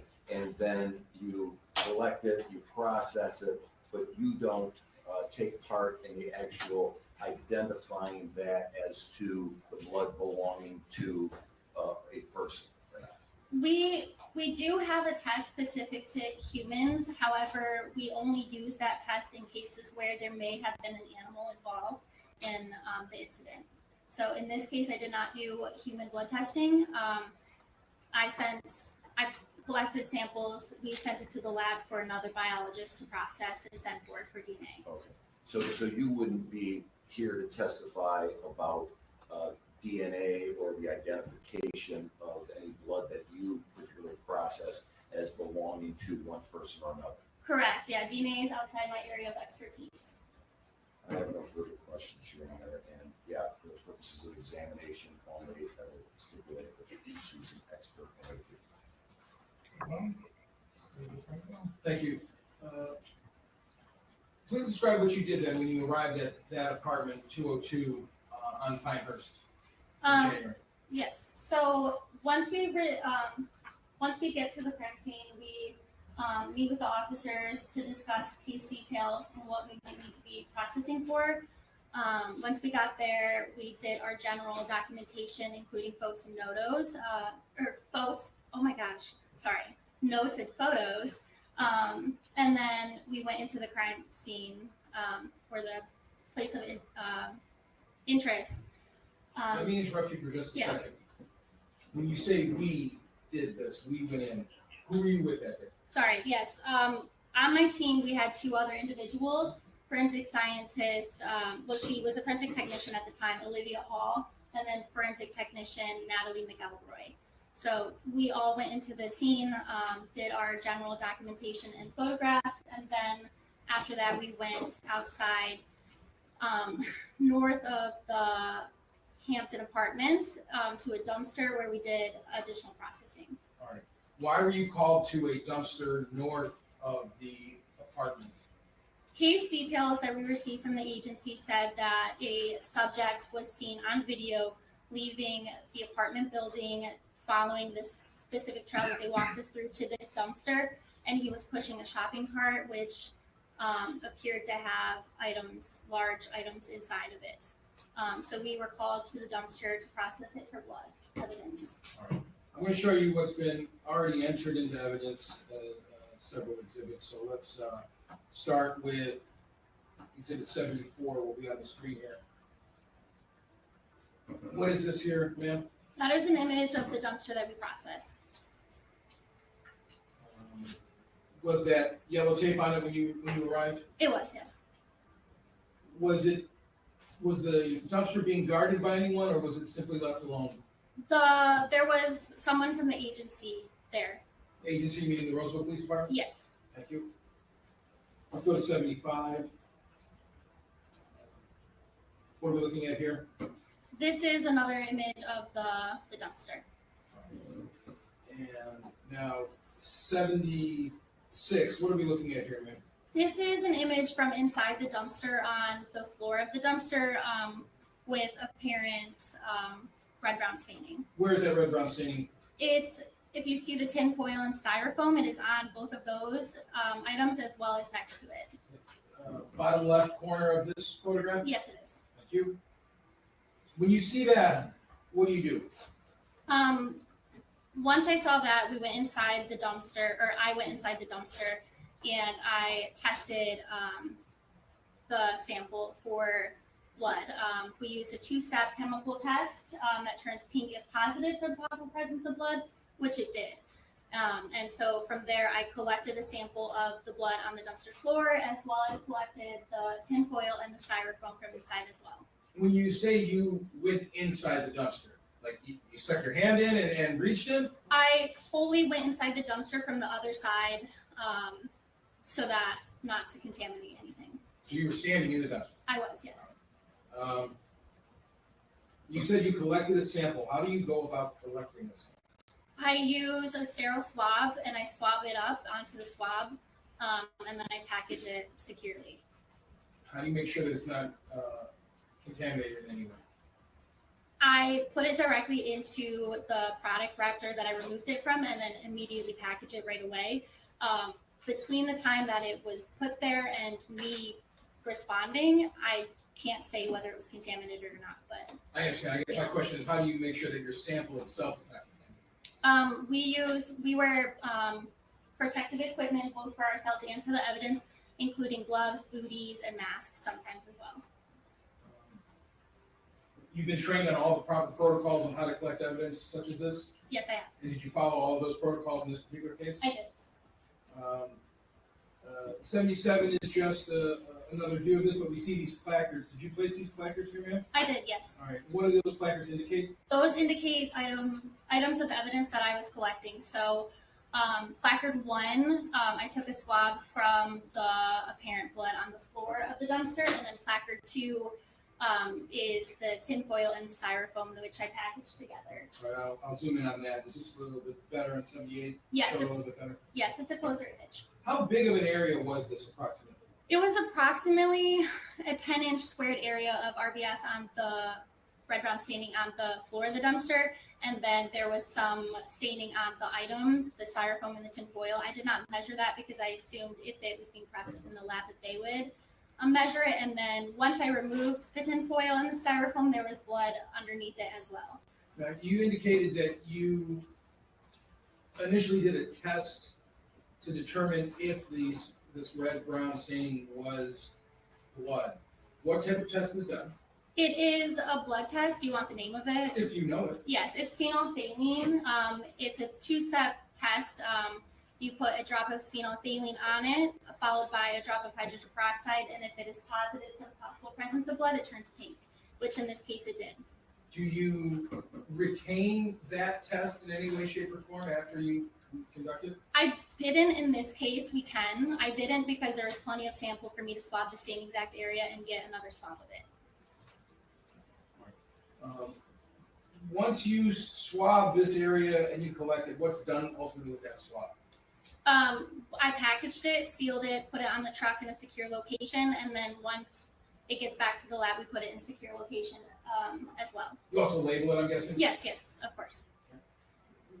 Once you completed your duties inside that dumpster, what do you do next?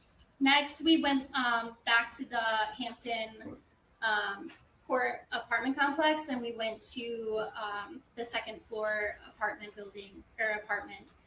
and processed it for a blood search as well. So that's apartment 202 again? Yes, it is. When you say you went there to process it for a blood search, how do you do that? What are you looking for specifically? We look for red-brown staining. So first we do it with the naked eye using bright oblique lighting. In that case, I did observe some areas of RBS that we tested and collected as well. And again, RBS is red-brown staining? Yes, it is. All right. There's a stipulation, Your Honor, to exhibits 128 through 182, I believe, for purposes of exam. Those are photographs. Yes. 128 through, 182. no objection for purposes of examination. Thank you. At this point, so we have exhibit 128 on the screen right now, ma'am. What are we looking at here? This is red-brown staining on the wall. I believe this is in the hallway of the apartment leading towards the bathroom. You can see markings on this image that I made, and then there's a P next to it, which stands for positive for that phenolphthalein test that I spoke of earlier. When you say the markings that you made, we have sort of reddish-brown markings, and then there's the blue markings. Which ones are the ones you made? The blue markings, yeah. when you have an area like this that has a P next to it, what do you do with that sample then? What I Or test. what do you do with that area then? So these are all samples that I tested for blood, which were positive, and then I picked a representative sample to send to collect and send forward to the lab. That sample being the middle one with the scale next to it. And how, again, you collect that in the same manner that you collected the one you already discussed? Yes. Now, in 129, what do we have here? This is an image of another area of red-brown staining on the closet in the hallway. This one was also positive for apparent blood, and I collected this sample as well. When you collect this again, same manner? Same manner. Did you have to do anything different as it relates to, or are there different methods? Let me ask it that way, to collecting samples like this. It's pretty standard for us to just swab it. If it's an item that can be removed from the apartment, we might just collect it rather than swabbing it. But in this instance, we did swabbing. I did swabbing. Thank you. All right, now, Exhibit 130, what do we have here? This is another area of red-brown staining. Do you remember where this was? It's close up, so I can't entirely remember. I believe this is in the wall near the bathroom. We see the writing on there, weak P, and then another P on Yeah. the bottom right. Can you describe or explain what those are? Yes, both of the P's mean it was positive for the presence of possible blood. The weak P just means that it was a fainter reaction, meaning instead of like a bright pink, it was more of a faint pink color. I want to be clear about a couple things here. We're looking at a screen. Are you able to really differentiate some of the red-brown staining on this screen? On that you this saw? screen, I can't entirely see it, but I think closer up images might have been taken. And so it would have been visible to your eye when you were there? Yeah, the naked eye, yes. All right, so close up now with 131. Yes. Are we able to see that area that was in 130 a little bit better? Yes, Did you take that sample? I did. Now 132, what is this, man? This is the cabinet or the counter for the sink in the bathroom of the apartment. Vanity? Yes. And again, what are we looking at? 2 areas of red-brown staining. 133? Yes, this is a closer up image of one of the areas of red-brown staining. It has multiple circular stains, which I also collected for the lab. Thank you. Now, 134, what are we looking at here? This is in the bathroom as well. That's the bathroom door, the exterior side of the bathroom door, and the floor both had areas of red-brown staining on them, which were positive as well. Did you collect samples from that? I did. 135, just a close-up of that area? Yes. Now, 136. This is the toilet. There was some red-brown staining on the toilet. There's a scale next to the stain, which I collected as well. And then we'll zoom in on that on 137. Yep, it's visible, and the P stands for positive for blood. Thank you. 138.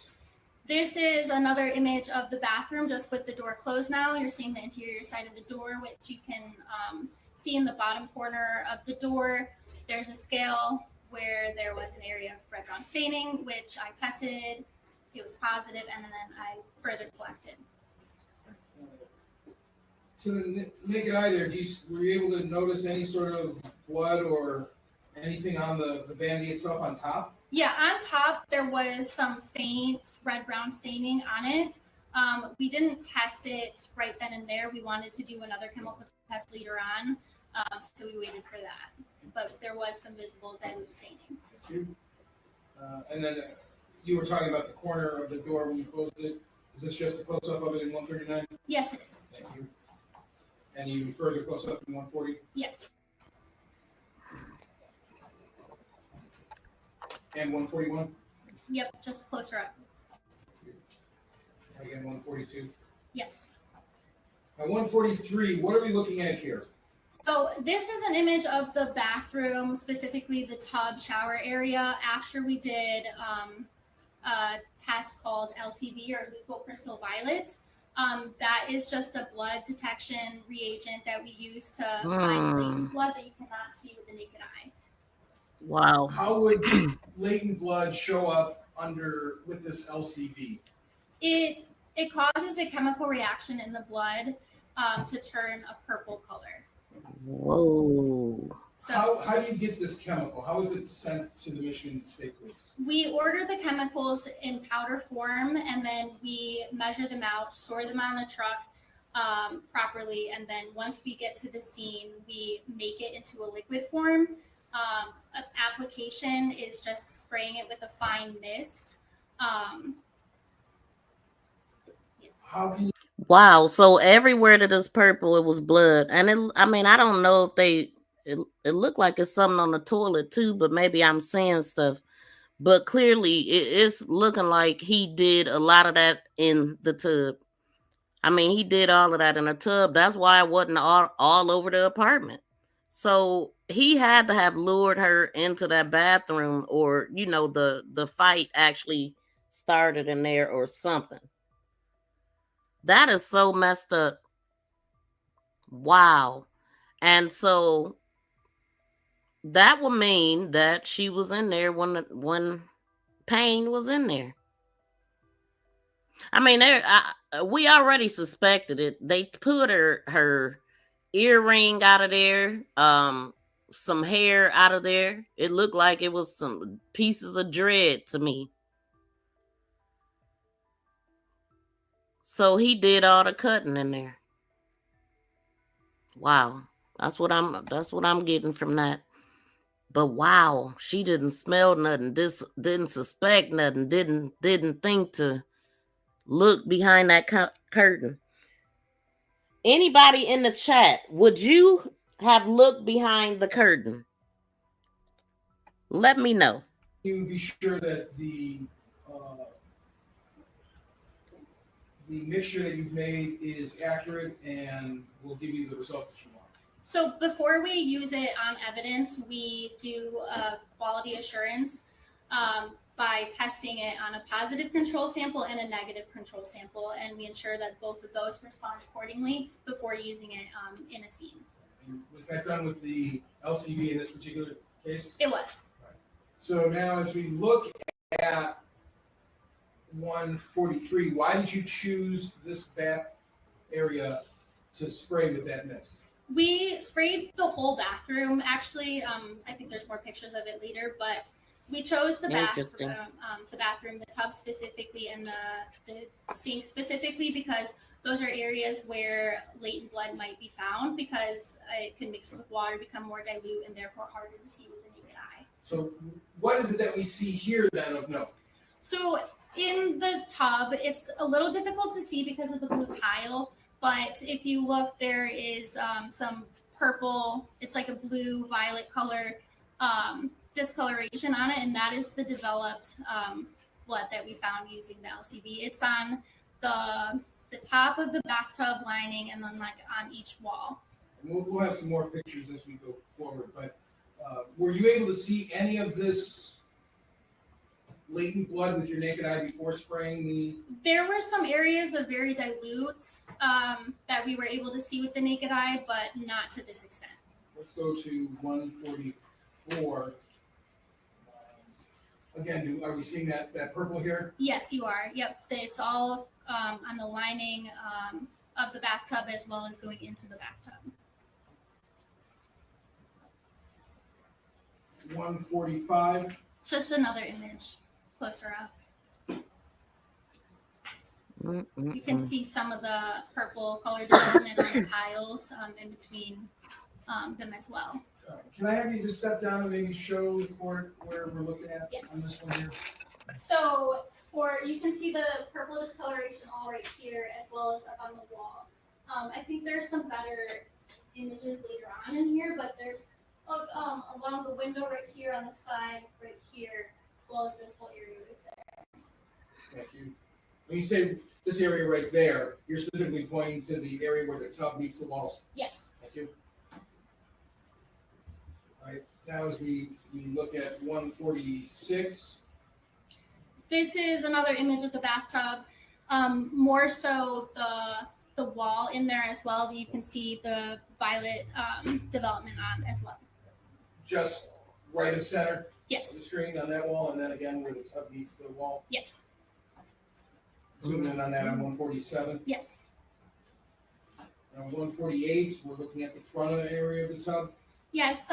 You can see some purple development right on like the bathtub underneath the spout, as well as going into the bathtub, as well as on the wall or the tiling above and below the handles. Everywhere. And then zoom in on 149. Or and Ashley. the same area. Yes.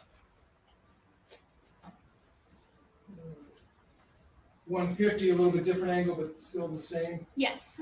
You can see some purple discoloration in the corner of the bathtub on like the left hand side of the image. Now 151. This is an image of the wall, the shower wall just below the window. There's a scale on there. That's an area that I swabbed and collected. And that's in the very dead center of this photo. Yes, it is. I know it's not really on this screen, it's difficult to see, but that scale is showing staining of sorts. Yes. Let's zoom in then to 152. Yes, that's a closer image of the staining that was in the last image. That area I swabbed and collected for biology.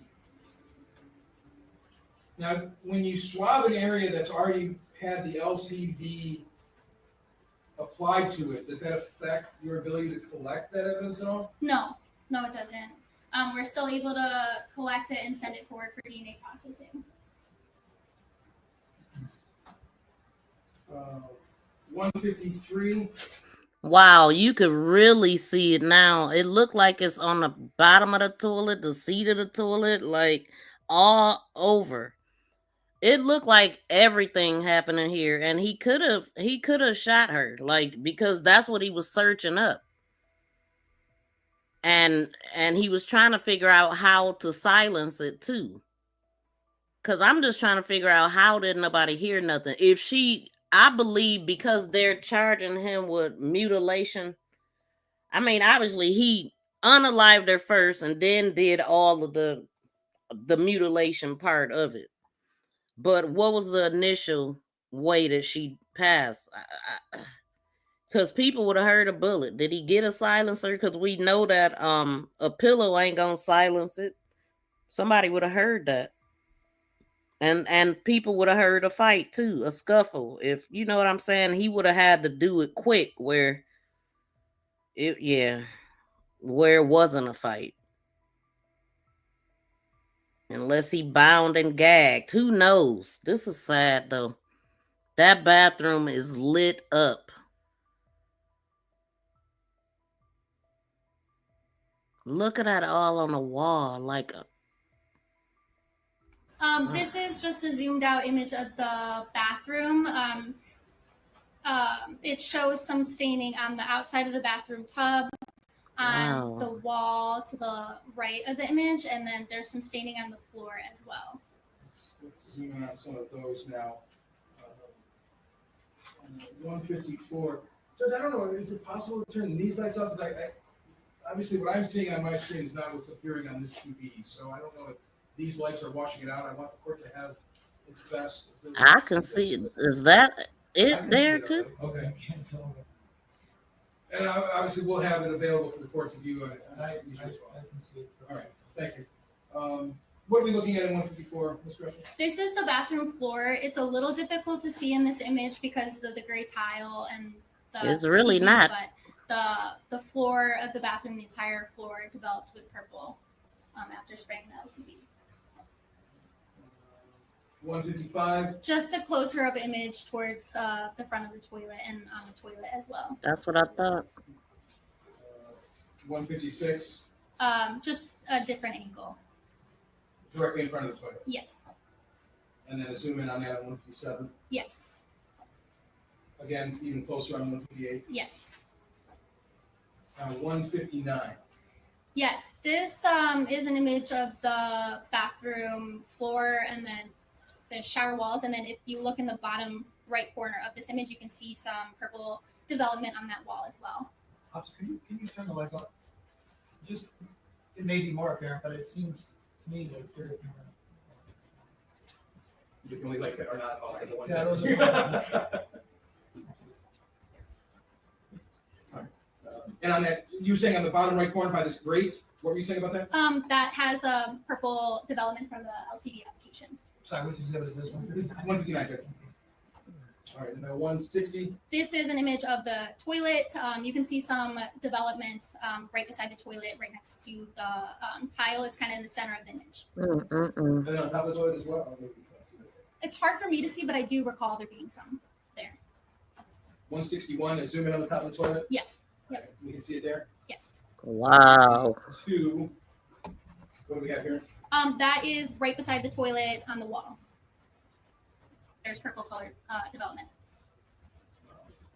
Again, sort of a zoom out, Yeah, it's difficult to see in this image, but it kind of goes up the wall a little bit more as well. and that's in 163. Yeah, can you, is there, you can't really tell, but do you know how high this goes in the photo? Or do you In remember? this photo, I can't recall. I believe If you could set, if it helped you, you could set that way. about to here-ish. So about 3/4 of the way up, Yes. center of the screen where the tile meets the wall. Yes. Are you, that's fine, you can see that because I can, I can see it. I recall it, and I can see it in this image. it may be because of the light. Yeah, and Judge, you'll have 163 to view at your leisure. Thank you. It'll be a little bit better than this.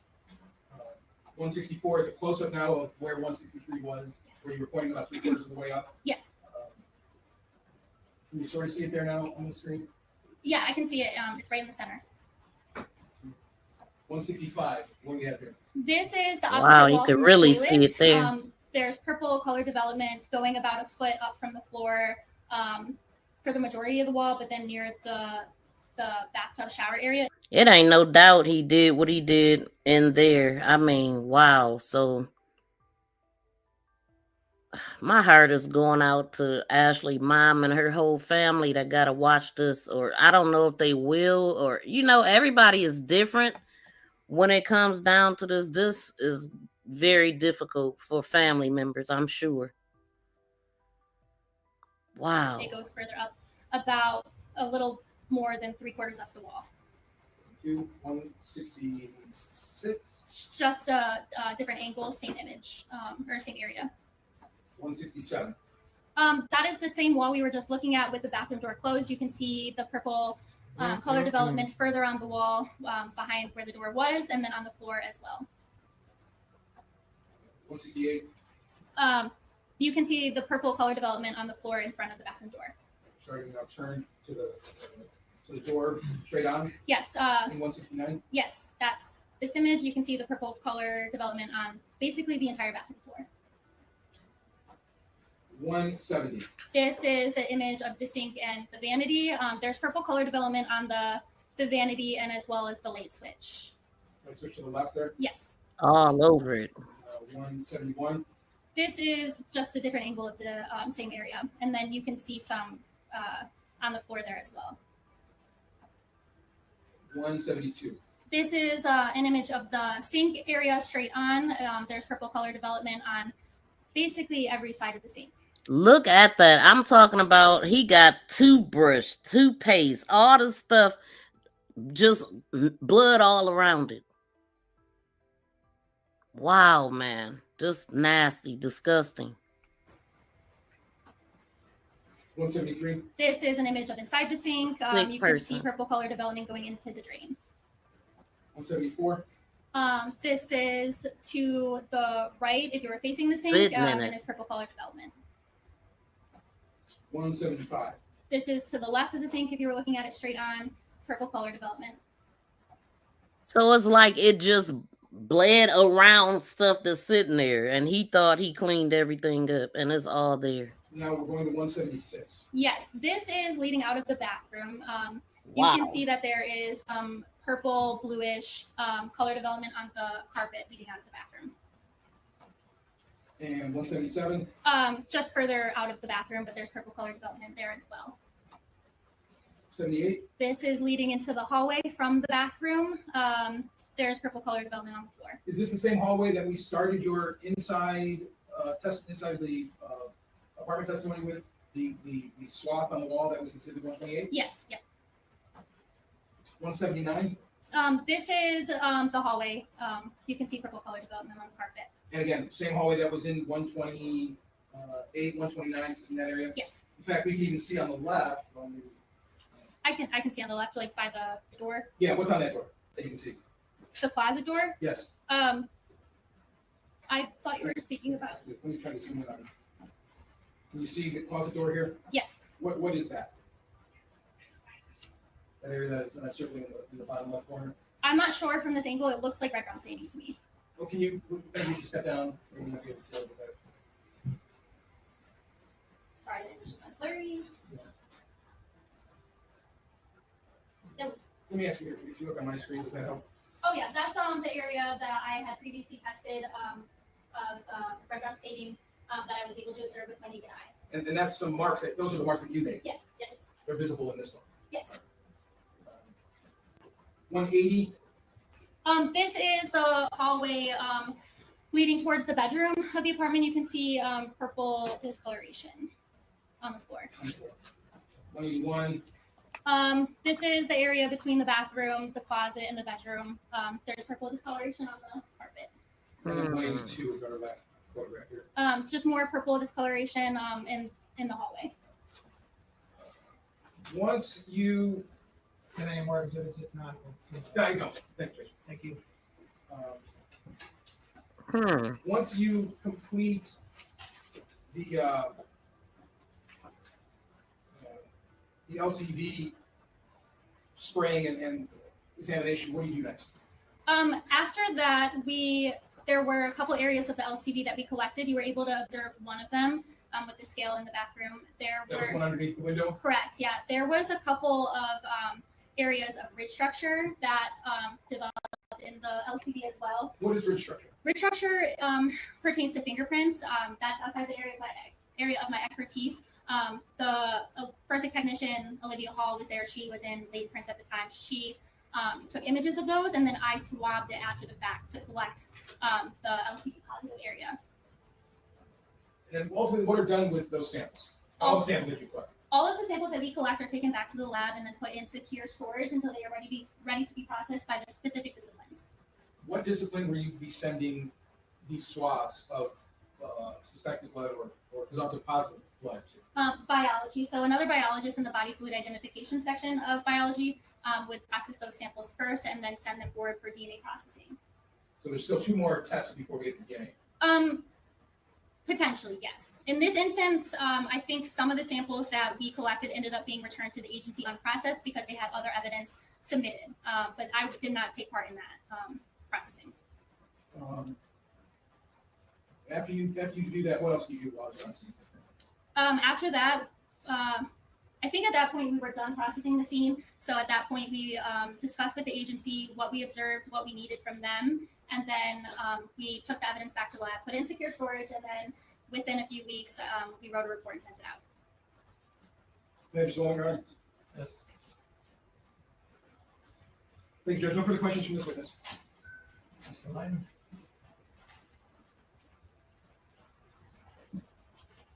Here he come.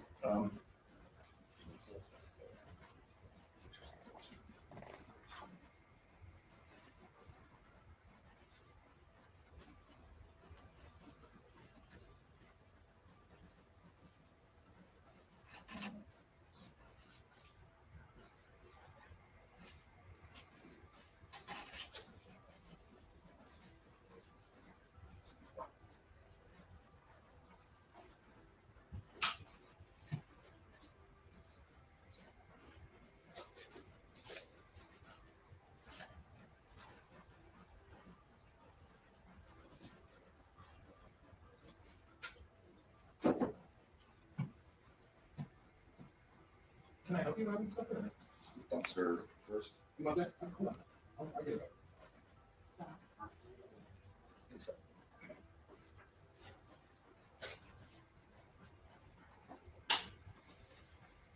You want outside? Inside.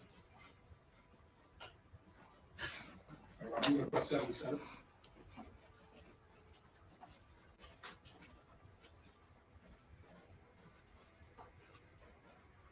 What are we doing, sir? Point they would test it for human blood if they suspected that it could.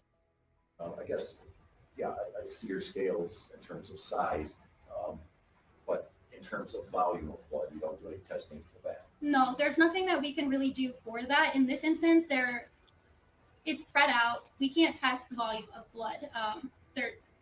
We don't have any training in that. I don't know that it's possible in this instance either. All right, so we don't have any idea of how many milliliters of blood were in the dumpster, correct? Correct. I can't speak to that.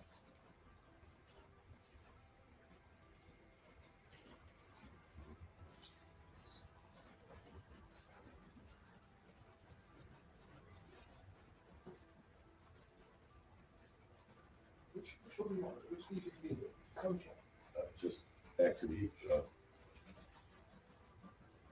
blood spots on the hallway closets.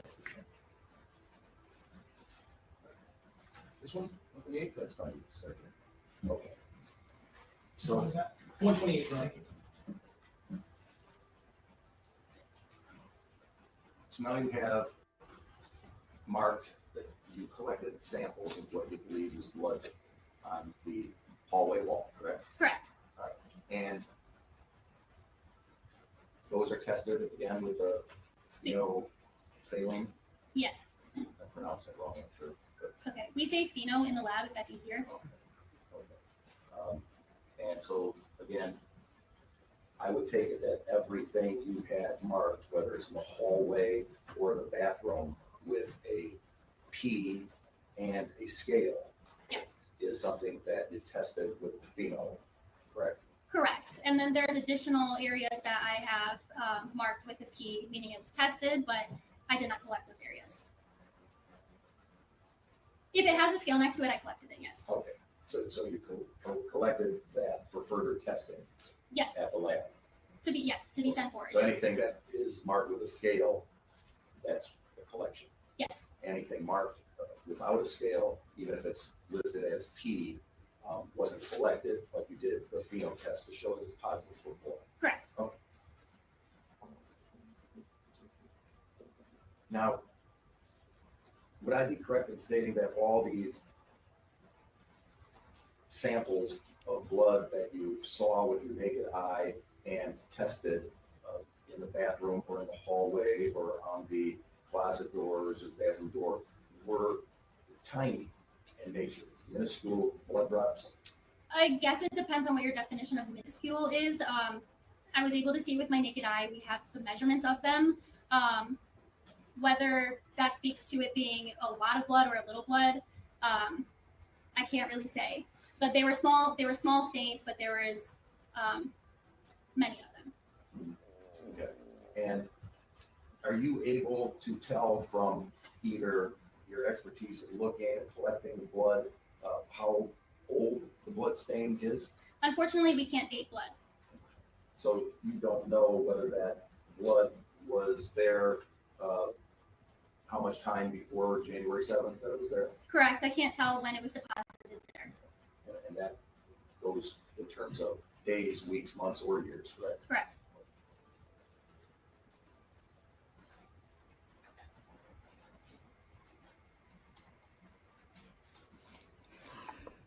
Now, when we talk about and let me back up with regard to these drops of blood, you're not an expert in terms of determining how those stains of blood got to those locations, be they on the floor, the tub, or the wall, correct? Correct. I can only speak to it as if they test positive or not for blood. Now, when we talk about the LCV, the spraying of, you say here it's leucocrystalline. That's the full name. Yes. but we also call it LCV. Okay, and am I correct or not correct? Is luminol kind of like a brand name or a similar name to that? Luminol is similar in that it tests for latent blood. It's different in the application and how it's processed. So for LCV, you can do that in this room right now as is. Luminol, it needs to be in a dark room because it fluoresces or chemiluminesces, and it's not a fixative, so it kind of like will spray the luminol and it can kind of flow down the wall, whereas LCV fixes to where the staining is only. So now when we go through some pictures of the luminol, LCV. I mean, I'm sorry, the LCD. Yeah. Yeah. You want to start there or do you want? You can start there. So when you first apply this LCV, are you saying that you sprayed every square inch of the entire bathroom, the walls, the tile, all of the fixtures? We did not spray the ceiling, but we sprayed mostly everything else, yes. And when you spray that on, does the wall stay clear? If there's no blood whatsoever on a wall and we spray this LCV on it, it would just soak into the drywall and stay white or gray or whatever color the wall is? Correct. There would be no color change. Okay. Now, from my view of the photographs,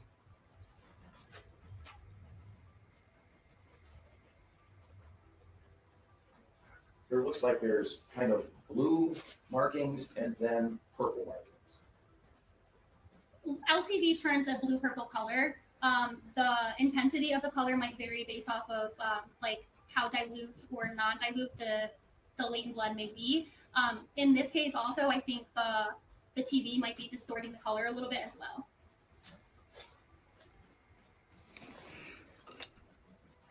I think they should have sprayed the ceiling too. Spray everything. Yes, I'm just gonna see if I can approach you with a couple of these photographs and which numbers they are. I don't know, but they're obviously all that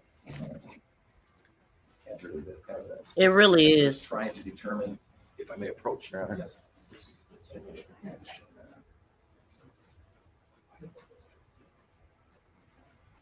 Thank you. Thank you, sir. Give me a second, I'll tell you.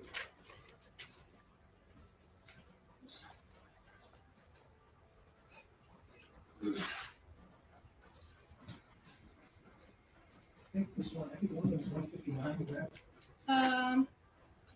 Slightly different angle. Yeah, lighter angle.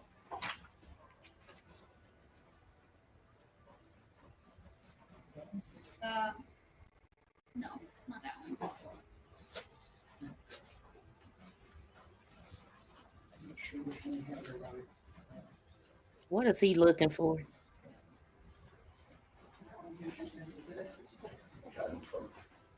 I know, I think it's all of it. Either, I mean, I think it's not that crucial I think, in terms of numbering. I'm just asking, what I'm seeing in the photos is that some of this is blue, some of it does look purple.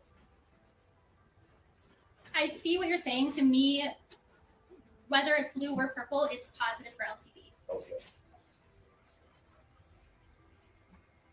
Being positive that there's some blood there. Yes. Okay. I also see this, like running of the color, like it's dripping down the wall or it's dripping down the bathtub. Yeah, the flow. Yes. And is that like there's an absolute trail of blood that all of that running is blood, or is it there's a spot of blood and the LCV being, I'm assuming, wet, it eventually turns a color and starts running, gravity takes its course and starts running down the wall of the tub? It could be that we oversprayed, but in my opinion, looking at this is LCD positive areas. If there was an abundance of LCD sprayed, to where it kind of like pooled and then flowed down, the purple color change would have happened because it came in contact with the latent blood. So some of this might be flow from down the wall, but the majority of this is LCD positive reaction. Well, I guess that's what I'm trying to determine. It don't matter. Blood is Wait, blood. so- sir. So here, in both of these pictures, I'm looking at It don't say even right matter. at where the tub meets Right. the first piece of tile and the grout there, it looks like that's somewhat of a fair amount of concentration of purple, correct? Correct, yeah. Okay, and below that, I see these you know, streaks, Yes. like I've poured something on it and it runs down like a heavy syrup would or something, and all running through the tub. Yeah. It could also be that the latent blood there flowed down, or if it was diluted with water, if that was moved around and wet, that could have flowed down, which caused the purple color change reaction as well. This all is positive reaction. This is as well. The darker streaks might be flow, but overall, this entire area is positive for LCD. You're saying that some of this is maybe from the overspraying and it flows down, gravity does its work and it flows down. It The doesn't whole mean that there's bathroom is full of it. It don't matter. blood that ran down the wall or down the tub. It could mean either. Could be 50-50. Yeah. Okay. I noticed that on the wall, in the dry wall, there doesn't seem to be as much of the runoff. Is that because the drywall soaks it in Yeah, it's better more than the absorbent. tile? Yeah. And were you able to do any type of, I see that in a lot of these, LCD places and pictures that there's no scales. Yeah, we don't put down scales for it. When I would say the majority of the walls, the floor, all had LCD positive areas, which the scale wouldn't really help. Our scales are like 5 inches, right? So Okay, but you don't measure it, we didn't measure. and you don't scale it or take a sample of any of the stuff that lights up purple. I took 3 samples Okay, of can you show me LCD where positive areas. those 3 samples are? It might not be on my picture. It is on this picture actually. It's right underneath the window in the shower. And then the other 2 images, I don't think you showed them up close, but you can see in this corner scales as well from areas that were photographed and collected as well. And this photo is just the record clear to 159 on the screen. Yeah, so I think, and one of them might be too, so I'm gonna look. I'm assuming you're, on that photo, there's 2 spots that you took samples from? Yes. Are those 2 scale markers? These are 2 scale markers. Yes, those areas were the areas where my teammate found ridge structure, and I swapped those after she did her photographs. Those weren't blood droplets? They were ridge structure in the LCD positive area. So yes, it was. So those were blood samples? Yeah. Okay. And again, those were more of a drop type blood sample? It wasn't a blood drop. It was it looked the same as everything else, kind of smeared, but then there was like ridge structure in it. Okay. And there was one up toward the Correct. front of the tub? Yes, I swabbed that as well. Okay, so same thing. Yes. Correct. And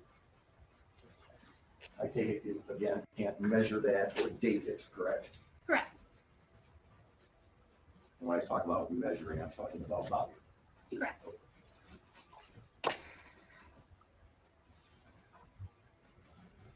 All right. I done had enough. They have nowhere to go with this. And I definitely can't be live all day because we gonna come back tomorrow and finish it. I'm thinking tomorrow or Sunday because I gotta work and all that kind of stuff. So I definitely appreciate everybody tuning in. I didn't get a chance to watch this at all earlier. But so yeah, he did everything in there, put her in bags and all of that stuff. And then I don't know if her body was on the carpet or if the blood came from the bags that he had. I really don't know, but I hope that they'll be able to tell us, as much as they can from that apartment, being that they never found her body. That is the saddest thing because they never will. I don't see how it's possible unless he put her somewhere else, which we seen the cart. They even have a cart with an overhead camera that's beaming right down on the cart.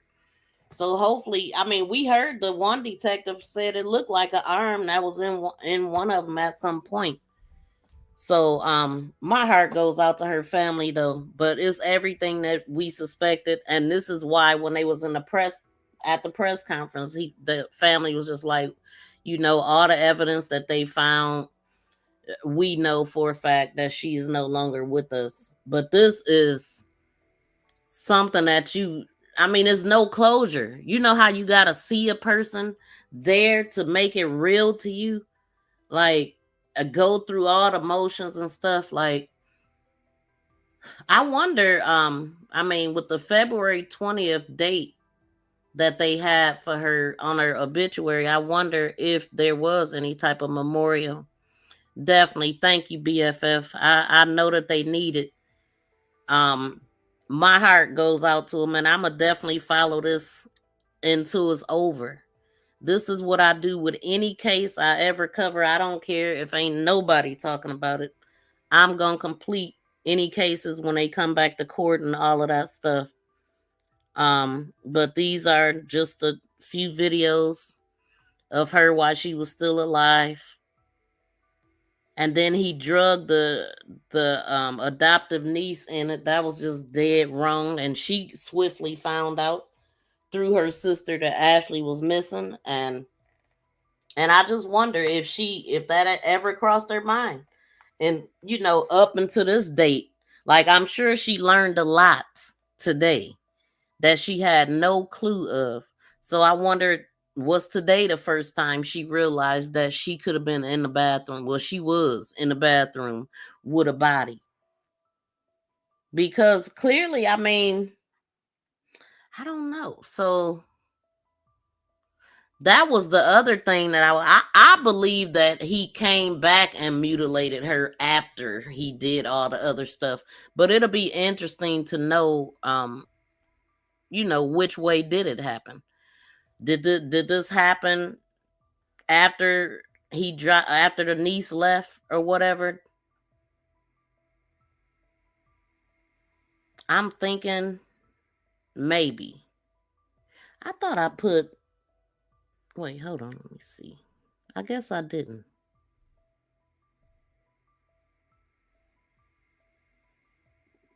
Oh yeah, this was a picture of Ashley getting out of her car. That's the last one, the thing that I didn't have. So when she got out of the car, they was able to capture that or pause it at that. And this is the one when I was like, it looked like her coat is not all the way on. It looked like it's just on her head and her hands is out, but I could be wrong. Maybe it's just not zipped up. But either way, she wasn't going for a fight. She didn't seem like she was, you know, worried about him at all walking in there. Just going about her regular day. And this dude had it out for her for whatever reason. We need justice for Ashley.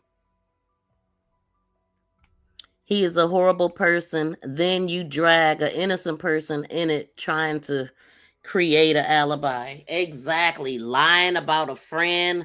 Oh, take me to drop his car off. And oh, don't park there. Like, wow. And then, of course, when they do find her vehicle and she realized it, yeah, that's when she would have realized it too. When they found the vehicle and where it was parked at and all of that. So all of this stuff happened on the 2nd. And he didn't get arrested until the 8th of January. And they arrested him for lying. But okay, y'all. Thank y'all so much for tuning in. Please make sure you click the next video that's going to pop up after we end. And I'll see y'all in the next one. We definitely went over our time today. But I wanted to at least get through that testimony. And we're going to get out of here pretty quick. So I'll see y'all. Please be sure to like, share, and subscribe to my channel.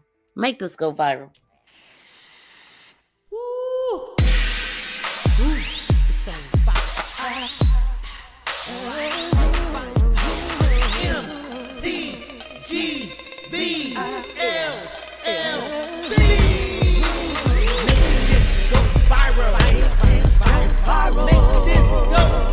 I don't see you, BFF.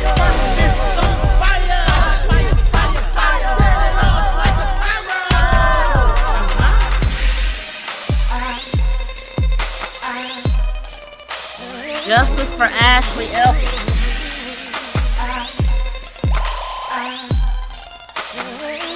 thumbs up on the way out, y'all. Smack that thumbs up on the replay, y'all.